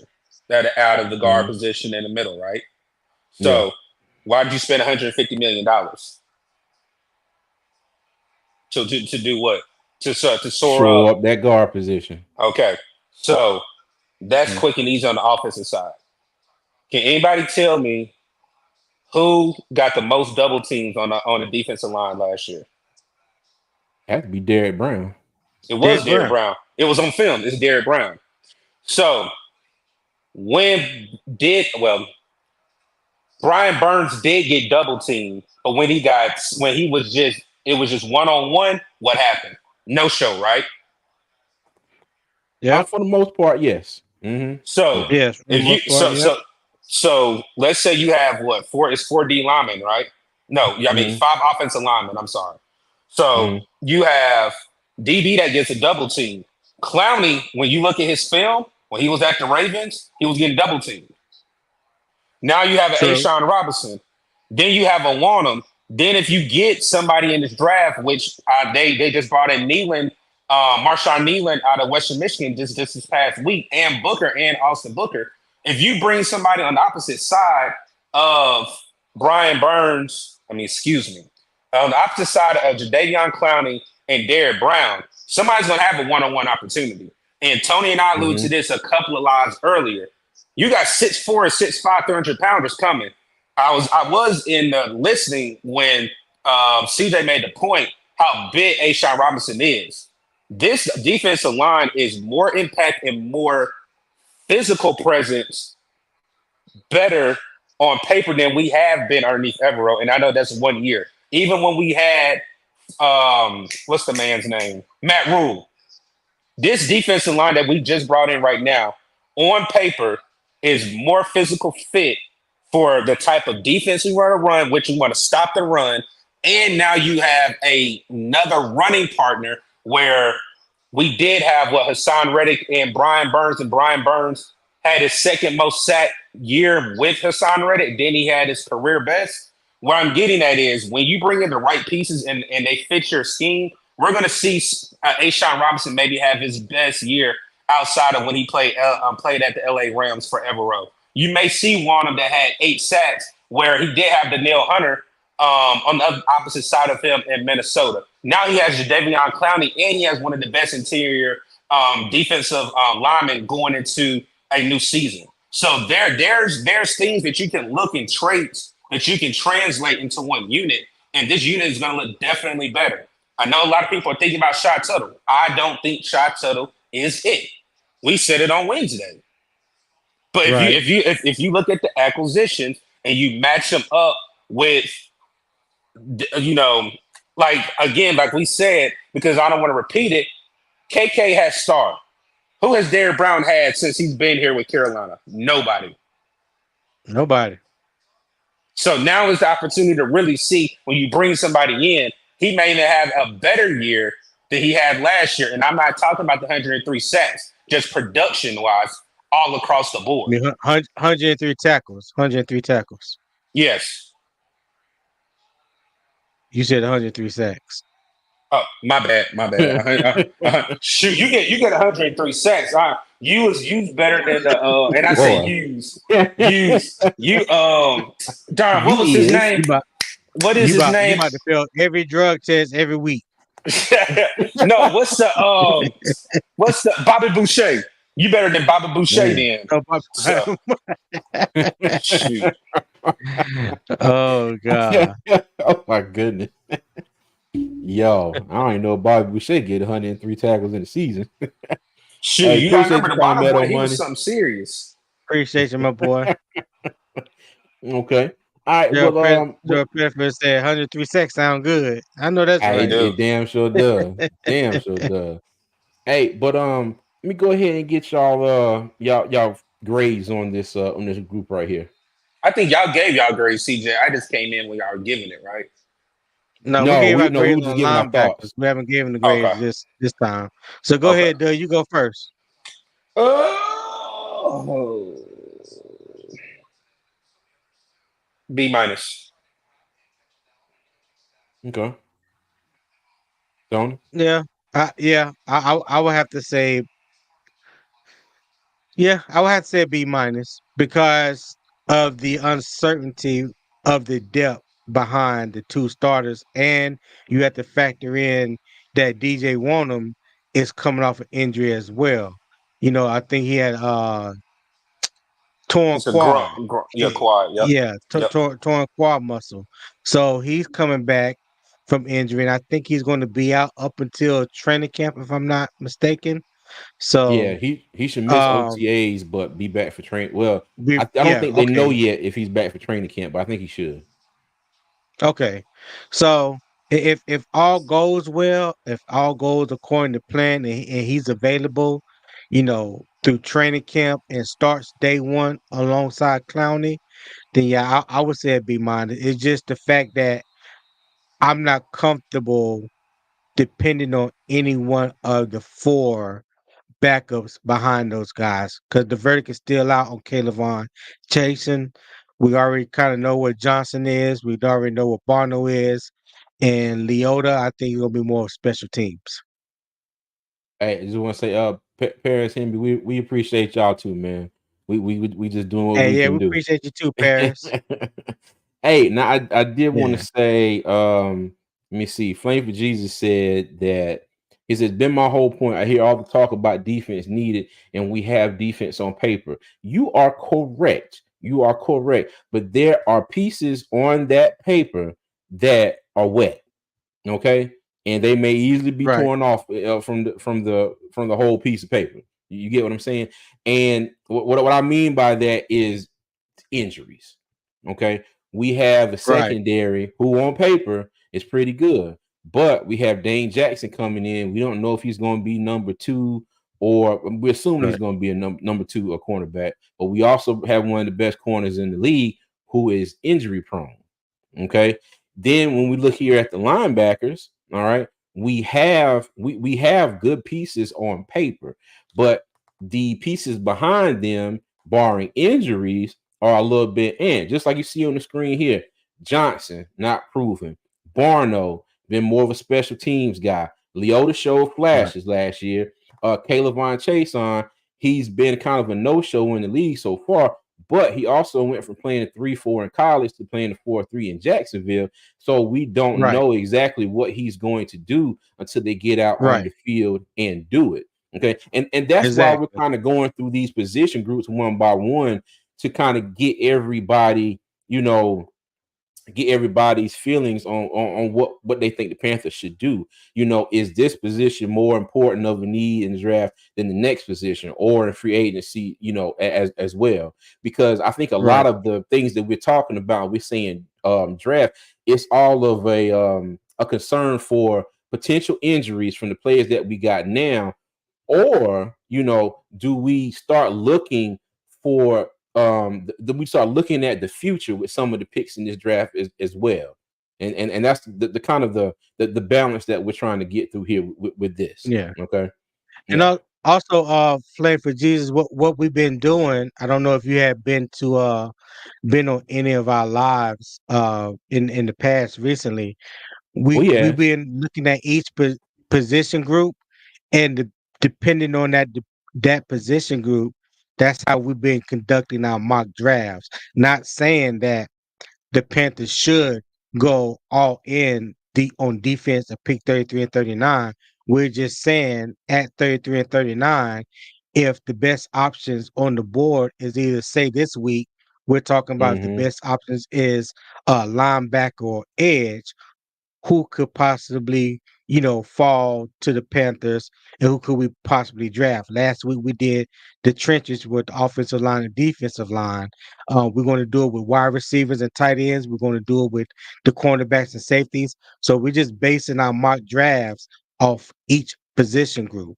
Just throwing other options out there. This is the kind of thinking and the kind of conversation that we believe that the scouts and Dan Morgan, these guys are having leading up to the draft. It's all about Oh, just different variations. okay. He said he was talking Oh, about okay. the talk in the chat. Oh, okay. Okay. Oh, All okay, right. okay. All right. Well, I Thank you, apologize. I Mr. apologize. Jesus. But still, I that just give everybody a heads up on Yeah. our thinking of what we're doing, you know, based on position by position when we're doing our mock drafts. So All right. Cool beans. Cool beans. Okay. I'm going to give this group here. You know what? I'm going to give them a B.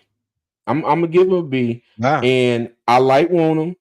I like Clowney. Okay. And I do I think the depth here, I am I'm a little bit more comfortable with the depth here than I am at the inside linebacker spot, because there is a certain it is unknown with Caleb Von Chase on, but it's the potential is kind of intriguing. Iku Right. Leota, okay. I will say that he did okay last year in the limited time that he had in games. He didn't play a whole lot, but I think he did okay when he was called on. Amari Barno, you know what?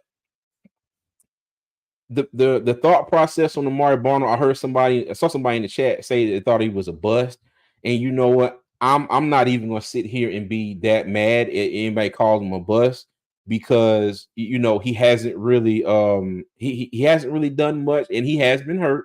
Okay, but we'll see. And DJ Johnson is the big question mark, because let me tell you, I feel like I played more snaps on defense last year than DJ Johnson did. And I sat here and talked to y'all all last year. So just let that sink in. He really didn't play too much at all. Yeah. Hey, Go shout ahead, out Tony. to A Nail. Hey man, listen. I did a poll about 2 weeks ago on YouTube and asked about who should the Panthers look into as possible remaining free agents.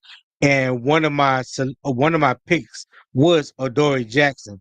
Listen, Adoree Jackson to me would come in and be a very complimentary uh um corner opposite of JC Horn. He definitely got that speed, he got the size. I don't think he ever really matched up to his full potential, but I do believe he is better than what we had. He's better than CJ Henderson. He's better than what was the other guy we had? See, CJ Henderson and The last year. yeah, that was behind Dante Jackson and Keith Taylor. Yeah, Keith All Yeah. those Taylor. guys, man. Yep. I would love for Adoree Jackson to be an option that we bring in a veteran that got that real speed, that is a tackler. So yeah, I would love to see that one. Okay. Oh, and look, we still got DiCaprio Boodle.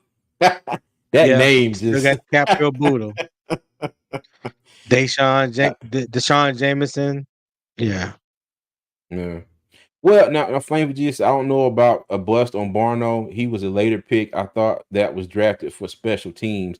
Well, originally, if I'm not mistaken, y'all correct me if I'm wrong. Originally, there was a lot of promise, with him, and they thought he was going to come in and potentially be, like a steal in the draft. He's what 6'4", 6'5". He and can run a 4.3. We thought he was Ran a going to turn four into three that. eight. Yeah, we thought he was going to turn into that speed rusher coming off the edge, that he just had that quick first step that everybody was not going to be able to handle, and he could get to the Like quarterback. Brian And Burns when he first came out of Florida exactly, State. Exactly. And the belief was he was going to come in and have to do what Brian Burns did. You know, he got to put on a little bit of weight, bulk up some, but, you know, not lose too much in that first step. And maybe he was that other piece that could come in and be on the other side of Brian Burns. But injuries and other factors, it just hasn't worked out. But yeah. Let me tell you something, man. Amari Barno, I think he came in as he was 6'5", 6'6", 246, if I'm not mistaken, 247. Ran a 4.380, 4.38 at the combine. Even if he put on 10, 12 pounds and say he played at around, just say 255, 260, and he lost, instead of running the 4.38, he ran a 4.45. Listen, that's still blazing coming off the edge. Like, that's still a problem. Either way you look at it. So not only will he have the speed, then he will actually have the size and hopefully the strength to go along with it. That's what I was hoping for him. I was hoping that he was going to come in and be like a Brian Burns 2.0, gradually put on some weight, gradually get stronger and develop. And I thought Brian Burns was a great example for him because Brian Burns came in as a tweener as well.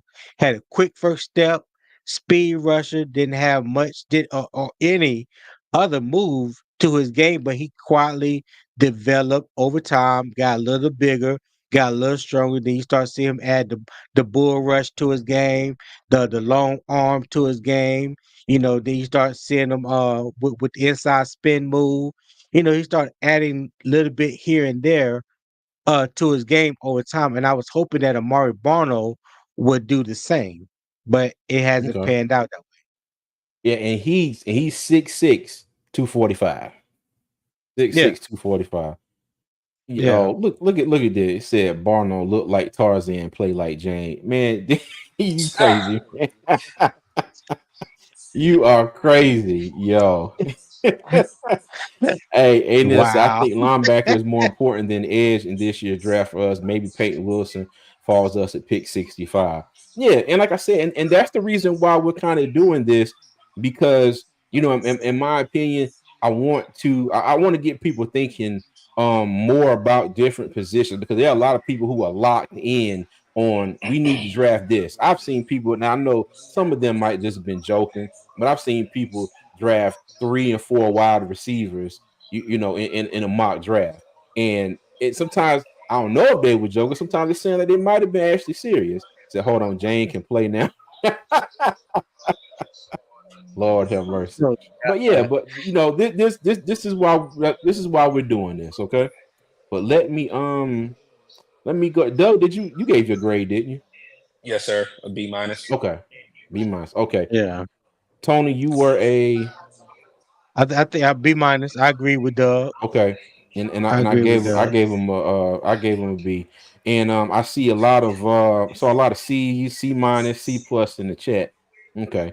And another thing, a depth. There was a couple comments about the depth. You know, they like the starters, but the depth was kind of an issue. All right.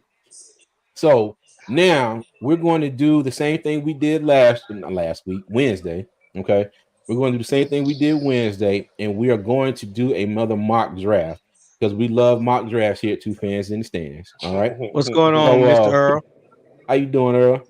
And we're going to do the same thing. We're going to look at linebackers early on in the draft, like we looked at offensive linemen and interior defensive linemen, defensive tackles earlier in Wednesday's draft. All right. So let me go ahead and get this pulled up here.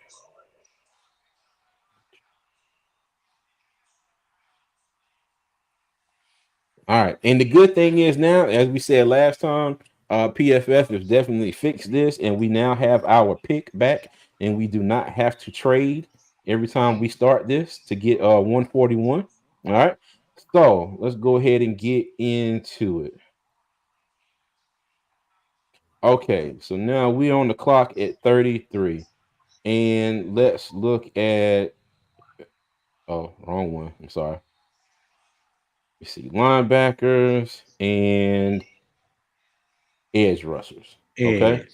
All right. So Top of the board here, we got Payton Wilson, Chris Braswell, Adisa Isaac, Jonah Ellis, Marshawn Nealon, Adrian Cooper, Junior Colson, Braylon Trice, Austin Booker, Gabriel Murphy, Jeremiah Trotter Jr., and so forth down the list. All right, so if we were to pick one of these two positions here with the players that are on the board now, fellas, who would y'all want to go with? In chat, let us know as well. I'm gonna ask Tony a question. Tony, I did a mock last night. Can you believe I was able to get? I don't want to say the other person's name because we ain't top linebackers, but can you believe I was able to get Wilson and Cooper back to back? For real? I'm for real. Ooh. Well, I ain't gonna say back to back, but it was in the second round. But I was able to get Payton first, and I was able to get Cooper around like the 40. I think it was like late 40s, early 50s. Yeah, I'm not mad at that. Okay. I am not mad at that. I am not mad at that.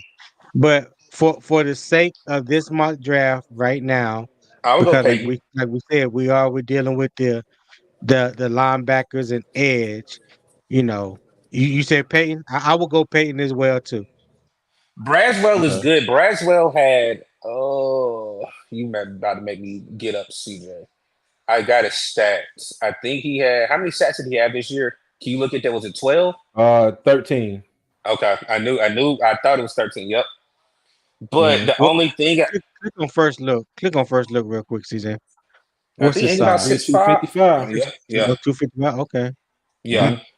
Only thing that's the downplay for him is he didn't get a lot of reps at Alabama, but people have to understand he played behind Will Anderson. So this particular year, and DJ Turner, correct. I mean, are we really going to drop him because he didn't get a lot of playing time? But even in him not having a lot of playing time, he still had 13 sacks. He does need to work on his repertoire and his bag with getting off blocks. But again, I mean, if we're really looking at it, Braswell isn't a bad pick, but I would go with Payton Wilson as well too. That would be my pick out of the two. Because I also think we can get Nealon, but Nealon's stock has been going up as well. But also, we haven't been in contact with Braswell. So there's another point. Okay. All right. Cool bean. Now I did see T. Thompson here. He said I like Adrian Cooper more. I'm not gonna lie. I looked at a little bit of tape of Adrian Cooper. That man is just a scud missile, just waiting to he's all over the place. I mean, all over the place. He ready to go at any given moment. He ready to go at any given moment. Locked and loaded, always. That's a fact. Now somebody did Paris. He did mention Wilson is injury prone. So there is that. Okay. But I don't think he had an injury since 2022, if I'm not mistaken. He didn't have one all last year. Yeah, he played all games except for the bowl game. He played all the games, but he declared that he set out. Yeah. Well, he opted out of the bowl game. Correct. Yeah. Okay. Hey, real quick, y'all. Like just so said, 70 people in here and 43 likes. Hey, let me tell you, hit the like button for us, y'all. Appreciate you, Zoe. Hey, another free 99 option to help us out. Hit that like button. If you're leaving, hit it on the way out. If you just joined us, make sure you hit it. Subscribe to the channel. Check us all out on social media. 2 Fans in the Stands, and our dubbed 3rd fan in the stand, Mr. C. Dougie from What's Up, Doug. Y'all go check him out as well. So we got 73 people watching us on YouTube, 14 on what we like to call Twix. So everybody, make sure y'all hit the like button for us. We appreciate it. All right. Now, hurry the hell up. Okay. Look, hey, hold on. You see how he trying to throw that in there, CJ, to act like he didn't know who said it. Wow. Lord have mercy. Hey, look, Gerald Pips, two torn ACLs. And then, like Clegg Diesel said, Wilson played every game last year. Did he tear his ACL Twice? I don't think. It was once. I don't think he I thought it was twice. one. It was he once threw at it once. NC State. Now, if he did it before NC State, then hey, Appreciate you, Flame. that's something to look in. But I no, think his senior. I think his senior year of high school. If I'm not Yeah. mistaken, I think it was the senior year of high school. like I said, Junior, he senior year of tore high school. he tore it at NC State, but he didn't tear it twice. Yeah. But hey, look at He Thomas 23. Davis. Thomas Davis tore his ACL 3 times in the same leg. Yeah, Yeah. I'm just throwing it out there. I'm just saying. yeah. Okay. Well, hey, well, you know see what? how, Before we the see how it worked out with Thomas Davis. hey, just Zoe said he went. He has shoulder surgery twice. He think, and Gerald Pettiford said Okay. he went to his old high school. Oh, okay, got you. Okay. All right. Well, you know what? For the sake of the linebacker position in this draft, I say we go ahead and take Wilson now. All But, right? but hold on, Okay. but hold on. See that he's not a linebacker. He's edge. Even though people think he's a Who? linebacker, Payton Wilson. That's what I'm saying. It's so crazy. He is a linebacker, but they have him in the edge category. If you understand what I'm saying, Tony. Who got him in the edge category? You're I looking haven't at seen edges that. right now. Isn't that an edge? No, we got both Doug. of them. We got edge He and got linebacker in the edge same and thing. linebacker up there. And I'm besides, about to say because under I his seen it name at says Braswell. linebacker.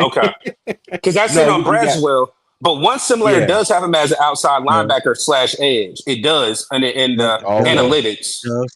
Doug over there sipping on that Yao Ming. I'm trying to tell y'all. Y'all want to sipping on that Yao Ming. That is funny. Hey, T. Thompson said Peyton Wilson is a blitzing linebacker, not middle linebacker. Hey, that's what my man also That's a said fact. with that clip I played. Yep. That's the reason why we want Sure. Cooper. I just want to see if it's going to happen. Yeah. If you draft Yeah. Wilson and see if Cooper is available at 39 or 65. Go ahead, CJ. Make that pick. Well, okay. Wait, let me see. You want to see if we can wait on Edrin Cooper? Yeah. Okay. So let's look at okay, so we don't take Peyton Wilson here. All right. No. Why? You want No. CJ, we want Oh, them you saying now. both of them? Yeah, that's what we're trying to see if they both available. Okay, got you. All right, got you. My bad. All right, so now we are down to 39. All right, and once again, we are going to look at edge and there you go, linebacker. Okay, so basically the same people still on the board: Cooper, Nealon. You can get them at Ellis. 65. Okay. Because You think so? if you go next, I'll get Adasi Isaac. Did I say his first name right? Adisa Isaac. Adisa Isaac out of Penn State. He already got a visit with Carolina. Already visited and everything. Well, no, he didn't have a visit. Our linebackers Pro coach day. visited him at Penn State's pro day. Okay. Click on show more. What was his stats last year? He had 8 sacks, if I'm not mistaken. You about to go get this notebook. I'm laying on the couch. Yeah. How many sacks did he have? 7 or 8? 9 sacks. Yeah, 9. Like I said, I 8. remember looking at all these numbers. What's the size, CJ? What's the first look? I think he's 6'4", 6'4", 254. Yep. 255. Okay. Mm-hmm. Braswell 6'3", 255. Ellis is 6'2", 246. But then and you then have Nealon is Marshawn 6'3". Nealon. Yeah, 6'3", 265. Yep. Mm-hmm. Yes, I just grabbed my notebook. So Okay. I know what Marshawn Marshawn Nealon just be bullying tight ends and tackles. Like he be bullying the shit out of tackles, especially when he hit him with the bull rush. Yeah. Yeah, he just be crushing them on one-on-ones. I got a highlight that we're gonna play this. Clay said we reaching. We are. We are. Who we reaching for though? I'm just saying for the purpose of this draft, you know, we might be reaching a little bit. Not what I dis. How do you say his name? Adisa Isaac. Adisa Isaac. We're not because either one. Nealon just had 16 visits in 2 weeks. 16 visits in 2 weeks. Okay. So he's going up draft boards. He's not a project where we had DJ Johnson because DJ Johnson used to play tight end before he transferred to Oregon. Then he played linebacker / DN at Oregon. So he's only been playing that position for 2 years. With Nealon, I think Nealon just needs competition. That was the problem for him. Because he played at Western Michigan. Well, the one thing you can't argue with, though, you can't argue with the production that Chris Braswell put up last year at Alabama. I'm not talking about you. I'm just saying in general. I'm just saying in general, though, not you.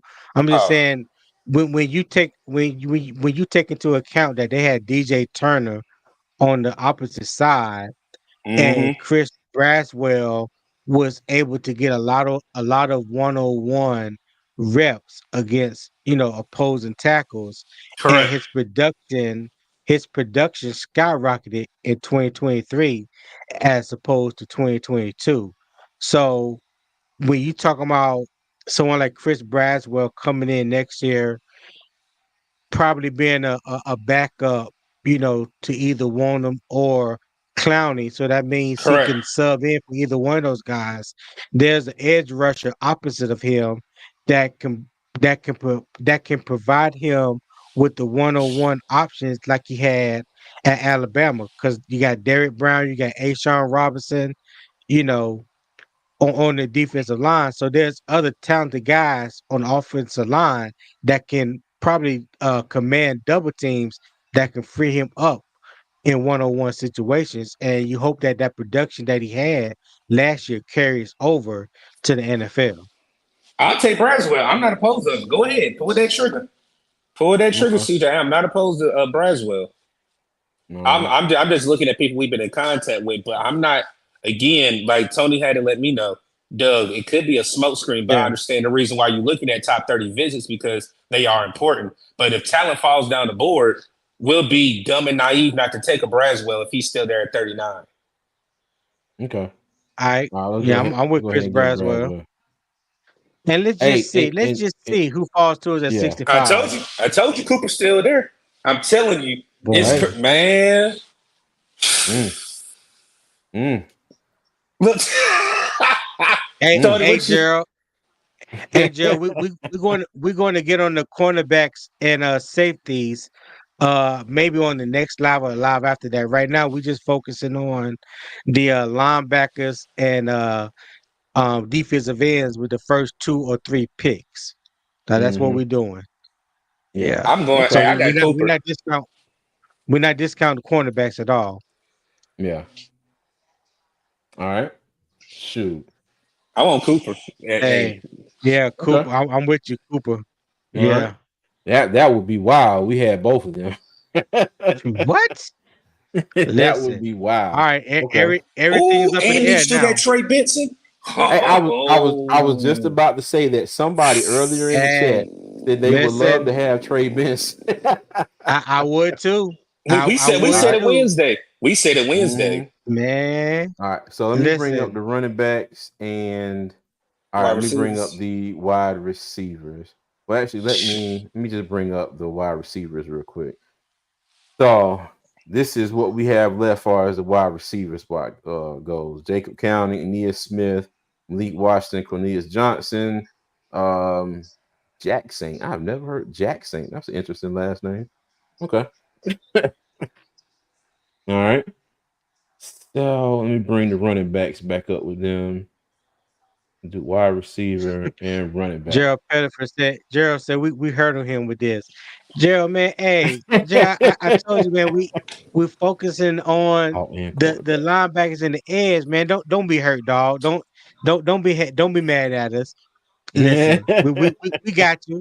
We got you. When we deal with cornerbacks and safeties, we got you. Yeah. We got all right. So now T. Thompson said look at cornerbacks too. Now we got DJ James, Abrams Drain, Brownlee Jr., Cam Hart, Elijah Jones. Well, what pick are you at? 101? All them boys. Yeah, 101. Mm-hmm. Yep. Still give me. Go ahead, Tony. I'm about to say DJ James is a little light in the ass, ain't he? He about 165, 170. He a little thin. 178. Yeah, he's very. Not Chris. Chris Abrams 178. No, DJ James. Yes, my bad. 165. Mm-hmm. Yeah. Yep. Little Okay. thing, he needs some rocks in his pockets. Something. Yeah, we said that last time we were talking about the corners. Mm-hmm. What's Jarvis Brownlee? That's my boy right there. Okay. That's Dub. That's Dub boy. That's Cam Hart. 6 foot 6'1". 190. Okay. That's nice. That's nice size. That's a good size. Okay. Yep. So do y'all want to go All right. corner? Or y'all want to get Trey Benson? Because I'm just saying. Well, honestly, like I said, I would love to have Trey Benson, but because we are a 2-15 team Mm-hmm. that has so many holes that need to be filled, that need to be plugged. So yeah, I think because to me right now, the running back room is kind of settled. I think the running back room is set with the first three running backs. When you're talking about Raheem Blackshear, Sanders, and Chuba Hubbard. So Tony, are you sure? Because we brought in 4 running backs for visits this week. So is that a smoke screen, or are they really looking at adding at that room? No, I don't know who they brought in. I'm not gonna say it's a smoke screen. They I'm brought just in saying Brooks. that I don't. I can tell you. I got you. They brought in Brooks. They brought in Benson. They brought in Will Shipley, and they went to is it Eastman, or Edsman, the running back out of Notre Dame. They went to his pro day. Oh yeah. Gotcha. Estimate. Mm-hmm. That's your 4 running backs. Yeah. Okay. And that's all within 10 days. And we see Benson, Davis, Lloyd, Tracy, Estime, and then you got Braylon Allen. Now, do we kind of go another route? And you got Will Shipley too. And you got Will Shipley there. They brought in. Oh, we think one of them will be at 141 and 142. Will Shipley is not any bigger than the 3 backs that we have on the roster right now. Facts. Yeah. So if we talking about a big back, someone that can get you 4th and inches, 3rd and short or something like that. Trey Benson is like 225 pounds, but run a 4.3 840. 223. So yeah. Okay. He's no little dude. He got great contact balance, shifty, good feet, breaks tackles, runs hard, and he got that game breaking speed. All right. Yeah. Let's do it. I'm with it. And then you can still get that corner at 144 or 142. You still gonna have quality corners there. Yeah. So let's look at corners now. Yeah, Braylon Allen. There you go. Yeah, I love me some and Nehemiah Pritchett. I like Nehemiah Pritchett out of Auburn too. Yep. But Braylon Allen is a big boy. He's cut up. He looks like Derrick Henry 2.0. He just doesn't, to me, in my opinion, he just doesn't run behind his pads. I think he runs a little too high up. You know what I mean? Therefore, when you run too high up like that, you are creating a bigger target. You are creating a bigger target for defensive personnel to hit you. He don't run behind his pads enough for me to be that big and be that tall. He just doesn't. I mean, he can break some tackles. He's physical just because of his size. But I would love for him to run behind his pads a little bit more. Okay. All right, we are at 141, and we do not have a legit number 1. Well, I would have to kind of disagree with that. I think Chuba Hubbard has really. No, they're talking about wide receivers. I think. Oh, you talking about wide receivers? I think they're talking about wide receivers. Yeah. Yeah. Well, Deontay Johnson is legit number 1, so I can't agree with that neither.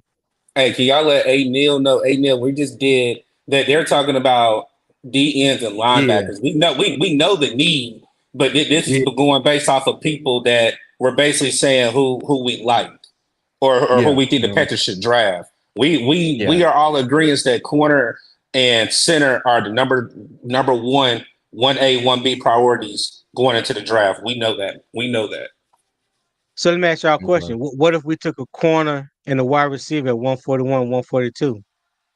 Hey, look, see if Malachi Washington is available. No, he is gone. Yep, he is gone. Okay. You put the Taj, we got back up Taj Washington out of USC. Okay. He's a Well, let me sleeper. see. He's a sleeper. All right. Yeah, Well, he let's is. go. Let's go. Kalen King and Taj Washington there. Since we Okay. got back-to-back picks. All right. Okay.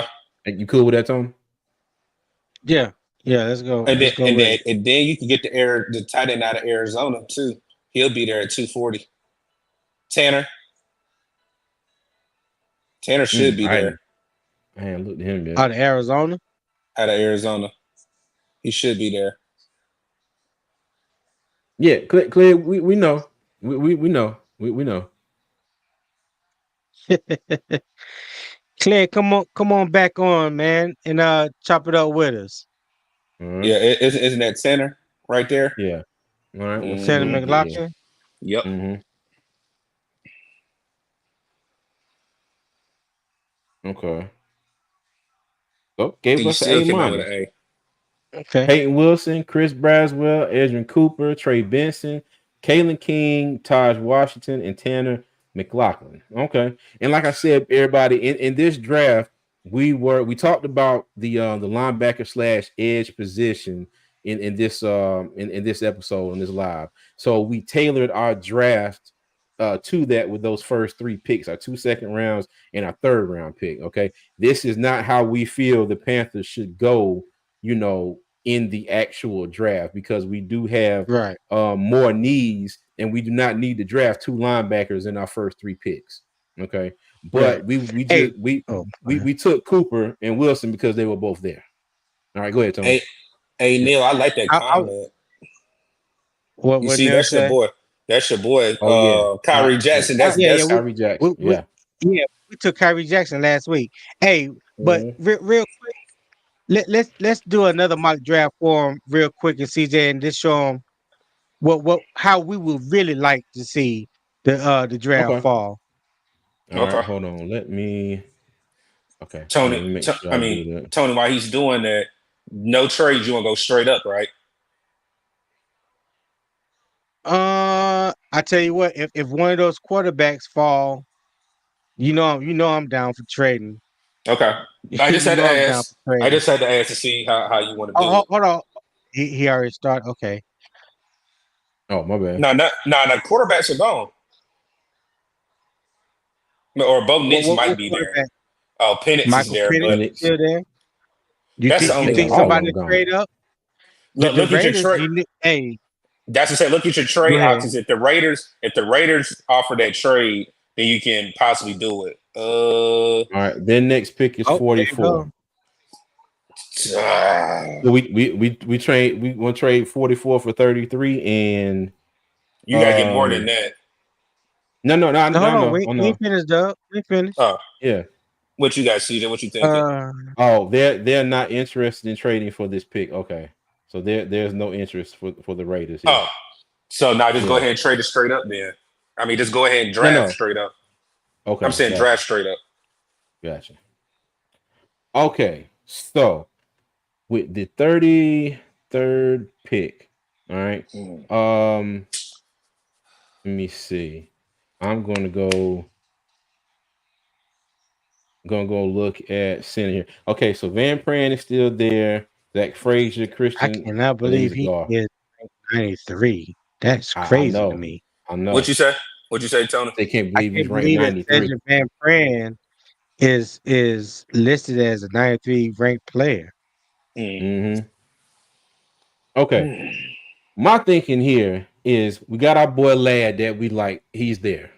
Okay. I ain't getting there. You know how I feel about Ladd. I ain't even getting my hopes up for that. CJ, you know how I've been feeling. I know, because we there's been a lot of developments lately, especially with Diggs being traded to Houston. So we came to consensus that in the real draft, Ladd is huge possibility that he might not be there. Okay, he might not be there, but I say he's here right now. I say we draft McConkey. I want TJ Tampa, but hey, you go ahead. Go ahead. No, sir, not at 33. Okay, not before Zach. Not before Zach Frazier, Peyton Wilson, or Lad McConkey. No. Yeah. Like I said, I I'm want, thinking Lad. I'm thinking Lad ain't there. But if we saying Lad gonna be there, you can get but Lad. If we he's here. we gotta look at the board as it is right now. Lad McConkey's on the board, so we're Okay. basing Yeah. the draft We're of gonna him get being Lad. there. Okay. Now, Center gone. so yeah, center gone, Zach Frazier's gone. Now we got Cedric Van Pran, who might be there at 65 in this simulator. Okay. So let me Okay. get back off of the interior offensive lineman. All right. Still Payton Wilson there. Then we did this in last draft. We got Brandon Braden Fisk. Fisk, somebody to compliment Derek Brown. Okay. What y'all thinking here? Kamari Lassiter, I'll cornerback go out of Georgia. I'll go Peyton. Because I'll say this: if we go Peyton here, I'm going Kyrie Jackson out of Oregon at 65. Okay. Well, let me see. Well, what would be a bigger need right now? If Cornerback or Van linebacker? Pran, you said Go ahead, cornerback or Tom. linebacker? Yeah. I would say cornerback, because this is a pass happy league. Everybody loves to throw the ball around. So you got to have someone, like we always said, JC Horn is 50-50. Dane Jackson, right now, on paper, is your number 2 cornerback. Is he really a true number 2 cornerback? Are we going to bring in another veteran, during the free agency before OTAs or training camp?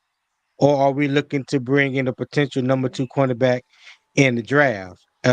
Like CJ and I have been saying for the past couple of years, we should have been shored up this position. We kept bringing in these Dollar General type players, and look at where it has gotten us thus far. So now the position is in more dire need than anything. So right here, I will have to go with Kamari Lassiter. I think Kyrie Jackson is available, 67.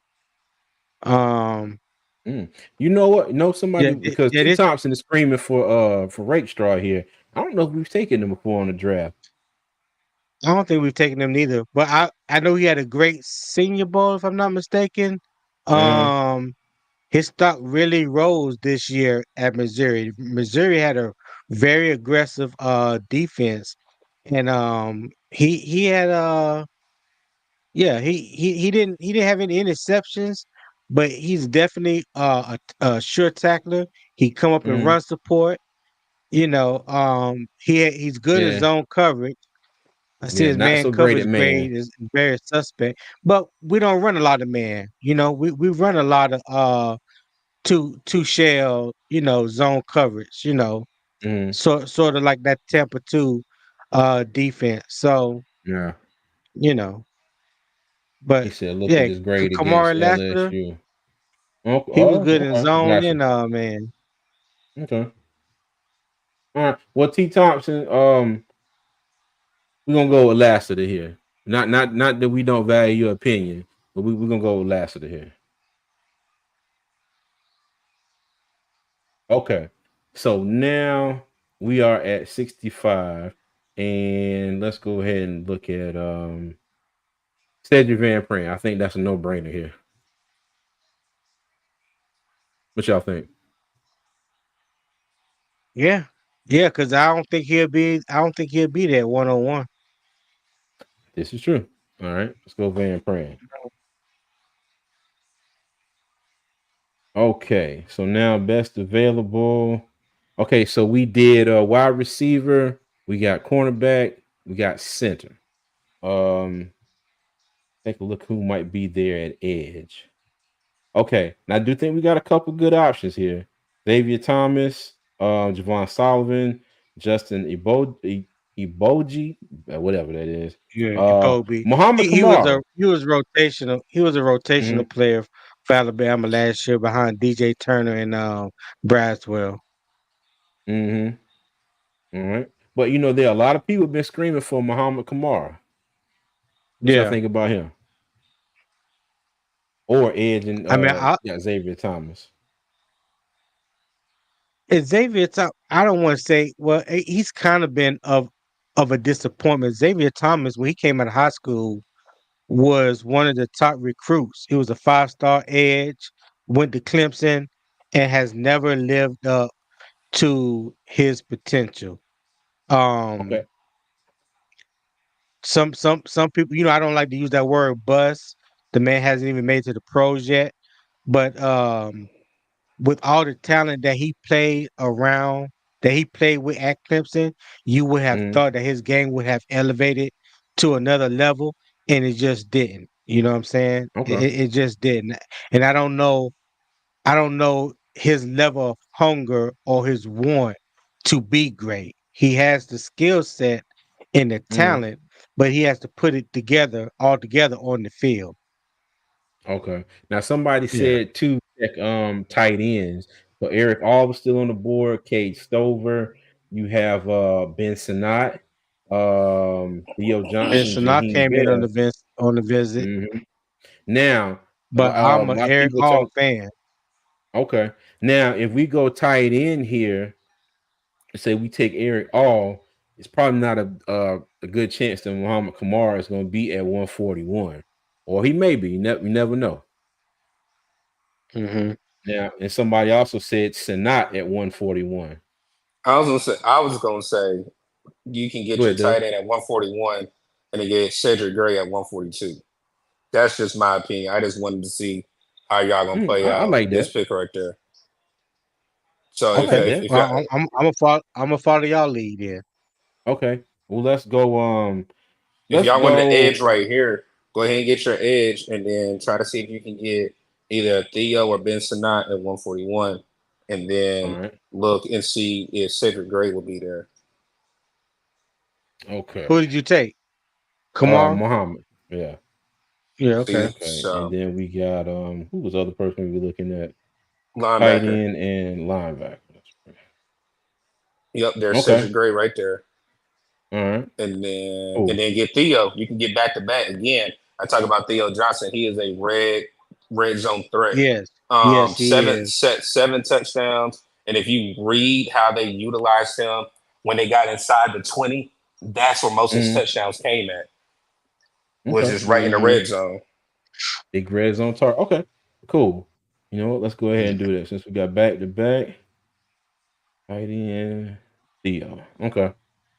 And then if people want to cry about running back, you can get Ali out of Marshall, or just depending on how the running back room looks. Okay. All right. Right, There there he is he right is. there. Rashawn Ali. Let me tell you, But he has hey, been. Go ahead. no, go ahead. Go ahead.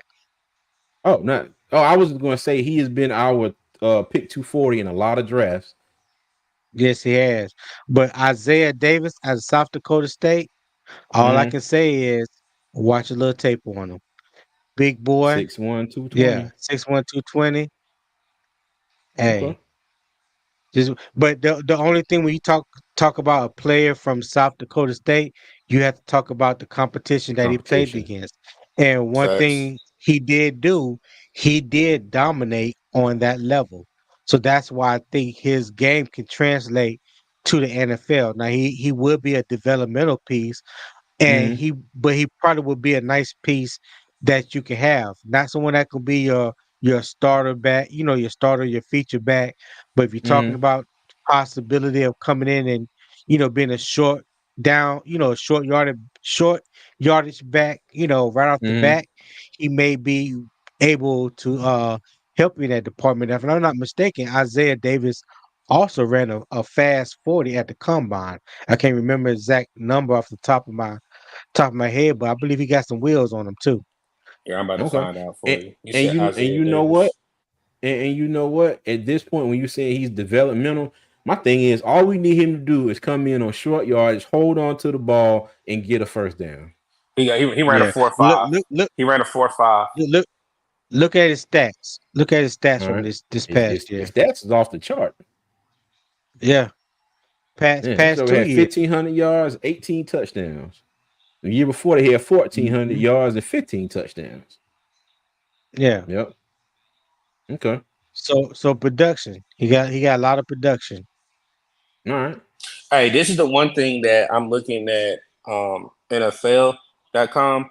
They said has a size, strength, and pass catching background for third down reps. That's what you need. Hey, that's all I need to hear right there, Mm-hmm. bro. All right, let's go ahead and get him. All right, now let's see what they tell us here. Oh boy, they did not like Van Pran and Muhammad Kamara. But I'm not gonna lie though. I've watched some tape of Kamara and it's there. It's definitely there. Okay. And it will kind of be like another situation when we had in the oh my goodness, when we were talking kind of like Cedric Gray. Cedric Gray would come in and have to sit behind Shaq and Jewel. You have Kamara, he come in, he sit behind Clowney and Wonham and learn. So hey. But they gave both of them a D plus because they will be considered reaches at their position. At their pick. We picked Cedric Van Pran at 65, and his big board ranking was 93. Muhammad Kamara was 131. We picked him at 101. Well, So yeah. that score is based on where we drafted him at. But when you talk about filling the need, so this is where sometimes you have to ignore these quote unquote big board rankings. How would the Panthers have them ranked on their big board? You know what I'm saying? Like Yeah. if they value Cedric Van Pran as a center, someone that could potentially have a second round grade on, but everybody and their daddy have a third or fourth round grade on, well, it doesn't really matter because the Panthers have him here while everybody else have him here.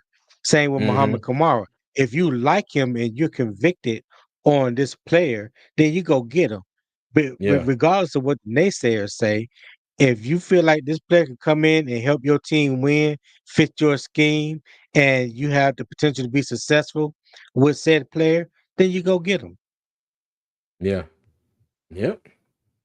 Pretty much. Yeah. Diggy said, "What's the word that made him drop?" I think he's talking about Van Pran. I do not know. I have no idea, but click this click on because I want people to see what his production was. Hold on. Let His me. 3 years. Because when I went I back would and I have compared his to numbers, hold on. Let me. you have to go out. Yeah. Let me see. Player grades. Okay.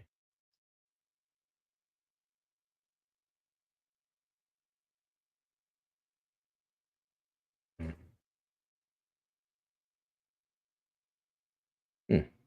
Oh, you know why? Because I don't have the right thing up here. Okay. Cedric Van Pran. All right. Just click on. Yeah, there you go. Let me see. Oh, these are not the draft stats that they had up here during the draft. Hold on. Oh, that's the same thing. Okay, let me do this. Let me go back. Let me go Panthers. Start draft, and let me look at Van Pran. Okay, there you go, Tom. So when you look at his production, he hasn't missed a game in 3 years. So you talking about durability? That means he's dependable. He's going to be there. All his snaps were at center. Damn near 26, almost 2,700 snaps at center. In his 3 years, the man gave up one sack his freshman year. He gave up one QB hit his sophomore year. 32 total hurries. So when you see that and you look at the caliber of competition that he played against, he played in SEC, two-time defending champions at Georgia. So he has played against the best of the best. So I don't know why this guy is falling or why they haven't ranked so low. But when you match you have to take what does his production say? When you go back and watch film and you watch tape of him, what does his production say? Does the numbers match the production? And when I went back and looked at some of the highlights that were out there on teams that he played against, and they were all top tier teams, the production matched the numbers. You know, like we always say, men lie, women lie, numbers don't. You Hey, can't argue the facts on that. Hey, Huh? Tony, I'm gonna throw this at you because me and you talked about it on Wednesday. I want to say, Bo Limmer or Cedric Van Pran. You remember what we talked about with the whole thing with Bo Limmer? Bo Limmer is country strong. He's country strong, Yeah. and he did give up sacks, and I kind of backed him up because I say KJ Jefferson. You have to understand why some of those sacks did come about. A center or a blocker can't block forever in a day. If you got 4 to 5 seconds with a clean pocket and you still back there roaming and running around, and my particular guy I'm defending gets a sack, that is on me. But at the end of the day, I gave you 4 to 5 good seconds to get the ball off of you, and you figure out what you got to do. I don't think Bo Limmer is a bad pickup either. But like Tony said, Cedric Van Pran, if you look at it, he hasn't given up a lot of sacks. And you also can look at the players that play beside him. Either or, you're going to be fine with. But I honestly think, again, within those 33, 39, and 65, you have to address the position. If we, even Zach Zenner, we didn't choose Zach Zenner. I want Carolina to choose somebody in this draft that can come compete with Austin Corbett. I don't know if somebody came on or if somebody said it today. I do not trust his legs. Point blank, period. Any center in this draft, any person in this draft, and if they played center, most of the centers that we're looking at either have accolades for the offseason where they're either first or second team in their respective conference, or they won. What's the award for best offensive lineman? It's not the it's not, what is the freaking award? Oh, I'm going blank. What is the award? Fellas, the award I'm talking about that you win for best offensive lineman? The Joe Moore Awards for the whole offensive line. No, the individual for the individual player. Hold on, I'm about to tell you. It's on the top of my head. The Remington. Joe Moore I think Award. it's the Remington. No, the Remington. The Remington Award. So again, you just said that was a unit. My bad. No, so most of the centers that we're looking at, or most offensive linemen, can come in. Either they've been All-Americans, and like I said, every person that we're talking about, Frazier, he was all Big 12 first team. I don't know if he got All-American, but trust me, he might got honorable mention. Van Pran got all first team SEC. Zach Zenner was all Big 10, played in the national championship game. Bo Limmer was second team. So every person can come in and compete with Austin Corbett, regardless if they don't start day one. But trust me, they're going to show that, hey, you might need to make a switch. And if he does go down, we're not going to lose a step. Or it's not going to be, without our center, Bryce is doomed again with another terrible offensive line. Yeah, dig it. Zach Zenner, I can't remember. I can't remember if he broke his leg or he fractured. Well, fractured pretty much is a break. But he did. But then he came back for the college football playoffs. He came back for the CFP. He played in the semifinal in the championship game. Facts. Yeah. Okay. And look at this comment. I think as fans, we have to be realistic about this draft. I don't expect a drastic improvement for us. I think this rebuild will be done in this draft and next year, and then I expect to improve. It's facts. It's facts. But like we're saying, we're just trying to get out of the basic norm of every single draft is just like, okay, we're gonna do this, and this. Like we're just trying to go through the different position groups.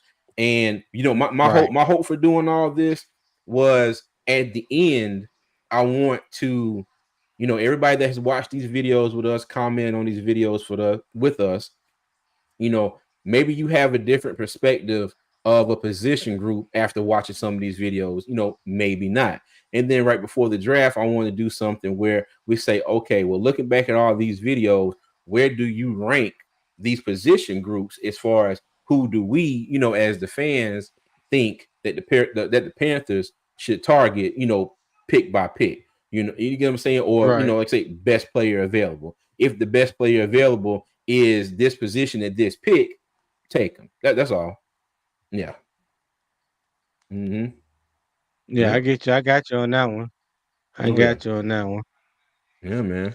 But all right, but that's all I got today, fellas. That's all I got today, Hey, man. before you guys leave, man, before we get out of here, hey, smash that like button, man. It's only 55 likes. It's gonna take you about 8 seconds just to reach over there, man. Smash that like button, and while you at it, hit the subscribe button, turn those post notification bells, man, so you can be made aware whenever we go live or drop new content. We'll greatly appreciate that. Go ahead, CJ. Hey, Ms. Hunky Dory said, Tony, don't forget my super chat. Uh-oh, did we? Why he had Oh. called me out like that? Oh, See, my CJ bad. reads the super chats, man. Dog, come on. You don't try to put me Hey, on blast oh like Lord. that. We apologize, Ms. Hunky Dory. Thank you for the $5 super chats. It's Wednesday the 24th, 9 p.m. Eastern time. Two fans final mock draft before the draft starts on the 26th. Hey, you know what? That's probably gonna be just about accurate. Yeah, we appreciate that, Mr. I Hunky Dory. can't We I thank you. can't stand the car. Look, why we got smashed. I'm still a bit. Wow. Oh, yep. There you go. Okay. There you go. Get him. Okay. Get Tony. There you go. Yep. Okay. Okay. That was a good one. That was a good. I like that. I like that. Oh, okay. All right. Yep. That's a good one. Oh That man. was a good one.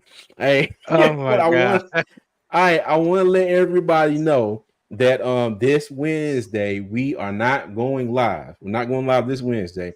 We are going to be with our third fan in the stand, C. Dougie. What's up, Doug? He is doing a mock draft on Thursday. Okay, and we have it right here. We will be live over on What's Up, Doug. Okay, so y'all make sure y'all pull Yeah. up over there. Come join us. Show Doug some love. If y'all haven't subscribed to Doug's channel, make sure y'all do so beforehand. And if you haven't done and you come over there, subscribe while you're there. All right. And as Yes, Yes, sir. always, It's sir. gonna we be a good Appreciate appreciate one. Doug appreciate for we always appreciate Doug for coming on here and giving us his insight, his perspective. He's always on point with everything he's saying. We always appreciate him. I know I All can't. I right. can't pronounce. I be on point. I just can't pronounce. And we know what you're talking about. We know what you're talking about. Hey, Go go ahead and shout Molly out is your What's channel, Up, Doug. Doug. Yeah, shout out to channel, Doug. Oh, it's what's up, Doug. WASSUP space DOUG. What's up, Doug? Yep. Okay. All right. Claire said, "Let me get a guest spot one You stream." can Hey come man, anytime. anytime, Yeah. anytime, bro. You I called for you to come came, back yeah. on. Yeah, you came in and I was waiting for Tony to finish, and I saw you down in the bottom here, and I promise you, I moved the mouse to click and you disappeared. Hey, but let me tell you, man. Hey, Yeah, anytime we go, hey, okay, the I'm chat I'm is I'm a set. always open. Hold on, you know what? Let me do this real quick. You Let me do better this real drop it. quick. Yeah, no. I'm just gonna say so everybody can see me, hear me right now. Okay, when that link is in the chat, y'all feel free to click the link and come on to talk with us. Okay.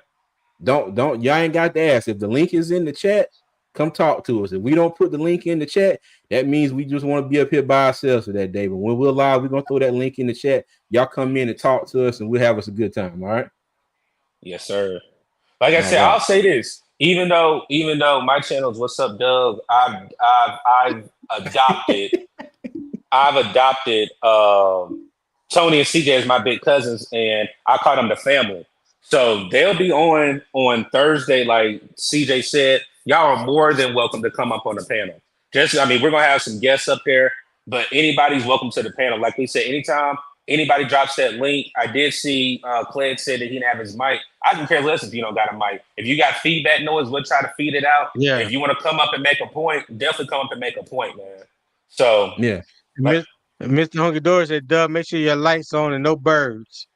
nope, just for that, I'm gonna have the lights off and I'm gonna have the sign lit up and I'm gonna be in the house. No birds, no birds.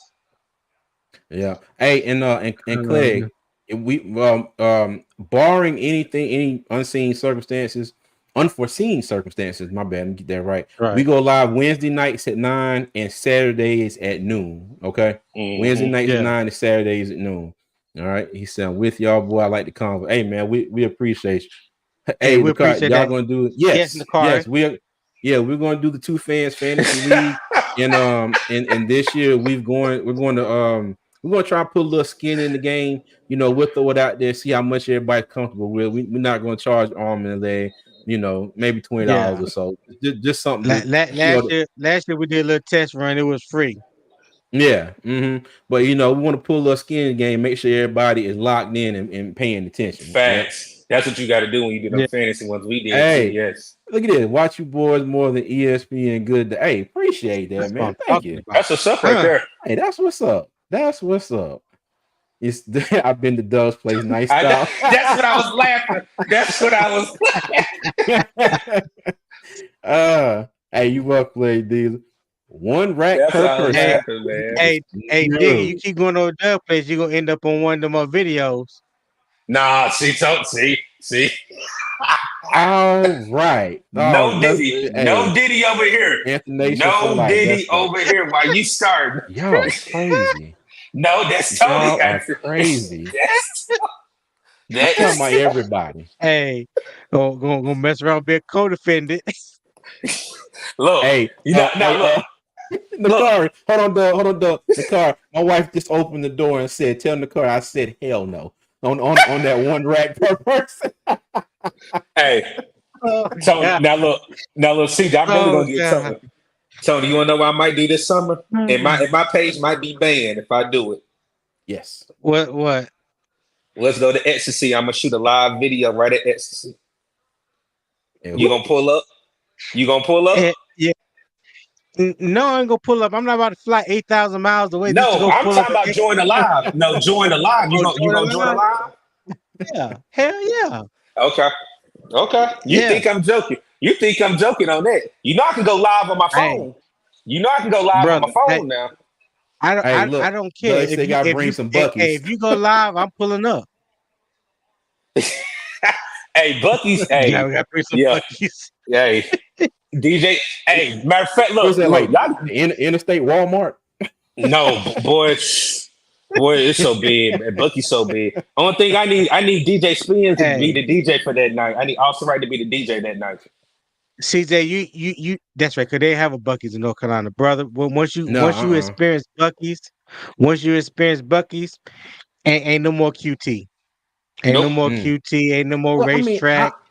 That brisket sandwich, you get that brisket sandwich, then you get them and they got 100 gas pumps. Yeah, well, I mean, now QT is like the biggest thing in Charlotte as far as like gas stations, as far as you got the number of pumps gonna blow your freaking mind. I know it will. I know. I'm trust me. You're not gonna get me on here and be like, oh no, we got Quick Trip. Yeah, nah, I know. I've seen enough videos on YouTube about Buc-ee's. I've never been to one. Yeah, I've seen enough videos. I know I can go in there and get lost. the car legit. That's what's up, man. Okay. That's what's up right there. Hey, the car, man. There's the Buc-ee's in North Carolina now. Where? Huh? Austin said there's officially a Buc-ee's in North Carolina now. Okay. CJ, you might have to check that out, brother. Hey, look. Is it on the way to Durham? Is it on the way to Durham? Because my son goes to North Carolina Central. Like, is it on the way to Durham? Yeah, I need the car. I need to hit you up from some beats or something. If I just thought about that area. Oh, okay. Hey, you got to look that up, CJ. That's back home. I might have to check that out. Okay. Hey, well, look, Nakari said he a DJ, man. Hey, I bought me one of them little cheap little DJ mixers, and I as y'all can see, my little space is starting to come together. You know, I got a few decorations and things going on. I got to get some curtains to cover the lights. Too much light coming in the windows back there. After dark special coming. After dark special coming, if you get the curtains. I'm telling you, Tony C. Tony, y'all about to have that after dark. Doug got the neon lights and everything over there. Oh, hey, Let me tell you, it's about to be on the pocket. I got a strand Yeah. upstairs in the box I got to put up. Doug got the glow. Doug got the hanging glowing paddle and everything. Hey. Oh, he said glowing. Okay. All right. Flag on the play. Flag on the play. Hey, okay. So everybody in the chat, let me see. Kuwait. I hope I'm not saying Mr. Swan or Mrs. Swan. I don't know who that is. All right. But yeah, we're going to do the fantasy league, and what we'll do, we're going to see how everybody wants to get in it, what everybody's willing to pay, and what we'll do, whatever the fee is, y'all send it to us, a Cash App, and we'll put out winner takes all, or we can do first, second, and third. Okay, and then just say me and Tony win or something. We'll just go ahead and knock ourselves out of that spot and give it to whoever the next person was.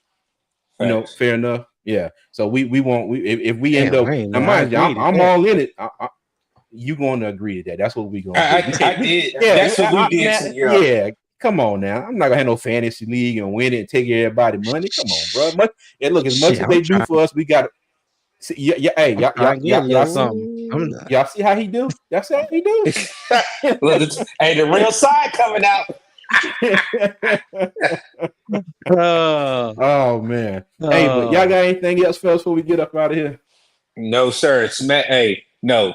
Keep pounding and either smash, or tap that like button on your way out. Yeah. Hey, Nakar. Okay. Now, mind you, I ain't worried about Tony. All I got to do is stiff arm Tony. I keep him at least 3-4 foot away from me. Now, Doug, I might throw a few shots at Doug now. I might have to hit him with a few body blows and then knee to the chin. So everybody want to be a bully till the bully step in the room. That's all I'm gonna say. Well, you need a step stool, dog. Yeah, I know. I know. Come on with it. Come on with it. Hey, hold on. Hey, look, everybody, look at the Two Fans logo. So if y'all didn't know, I redid the Two Fans logo. All right, I got a picture that's me and Tony up there. We took the pictures. I blacked it all out and everything. So that's me and him. Okay, but I had to significantly drop myself down in the picture, so just to kind of even it out a little bit. You did significantly. Okay, significantly. I'm gonna let you have that one. Oh, he gonna kill me for that, y'all. But it's all right. It's all right. Oh man. Oh man. Okay. But all right, y'all. Anything, fellas? Tony, Doug? I see y'all Thursday, man. I appreciate it, man, as always. All right. Appreciate you, Doug. Tony? Hey, man. Listen, 60 likes. We need y'all to smash that, hit that like button some more, man, before y'all get up out of here, so it help us with the YouTube algorithm. We'll greatly appreciate that, man. And if you haven't subscribed, go ahead and subscribe now. Yeah. Hey, Stephen Hagler with the $10 super chat. Hey, thank you, man. Hey, so just found your channel a few weeks ago. Great content. Keep up the good. Hey, man, we appreciate you. We definitely appreciate you. We definitely put that. Make sure you subscribe, Steve, and pass the information along to your friends, and make sure they subscribe and join as well. We really appreciate it. Hey, look, Steve with the late game jumper in the clutch in the final seconds. We appreciate that. We appreciate that. See, now look, Tony, if I hadn't made that comment about the logo and we got off the stream, we might not have been here for that. See. Hey, thank you, Steve, man. We appreciate you. All right, go ahead, Tony. I'm sorry I interrupted you there. Oh no, man! Just hit that like button to help us with the YouTube algorithm. We'll greatly appreciate it. That's it. Go ahead, CJ. All right, hey, more of the same here from me. Hit the like button, subscribe. Check us out on all social media at Two Fans in the Stands, over at X at Two Fans ITS. Okay, and as always, Panther Nation, I'm gonna take y'all out like I always do. All right, 3 things. Number 1, y'all be good. Number 2, y'all be safe. And number 3, as always, Panther Nation, keep pounding, and we'll see you.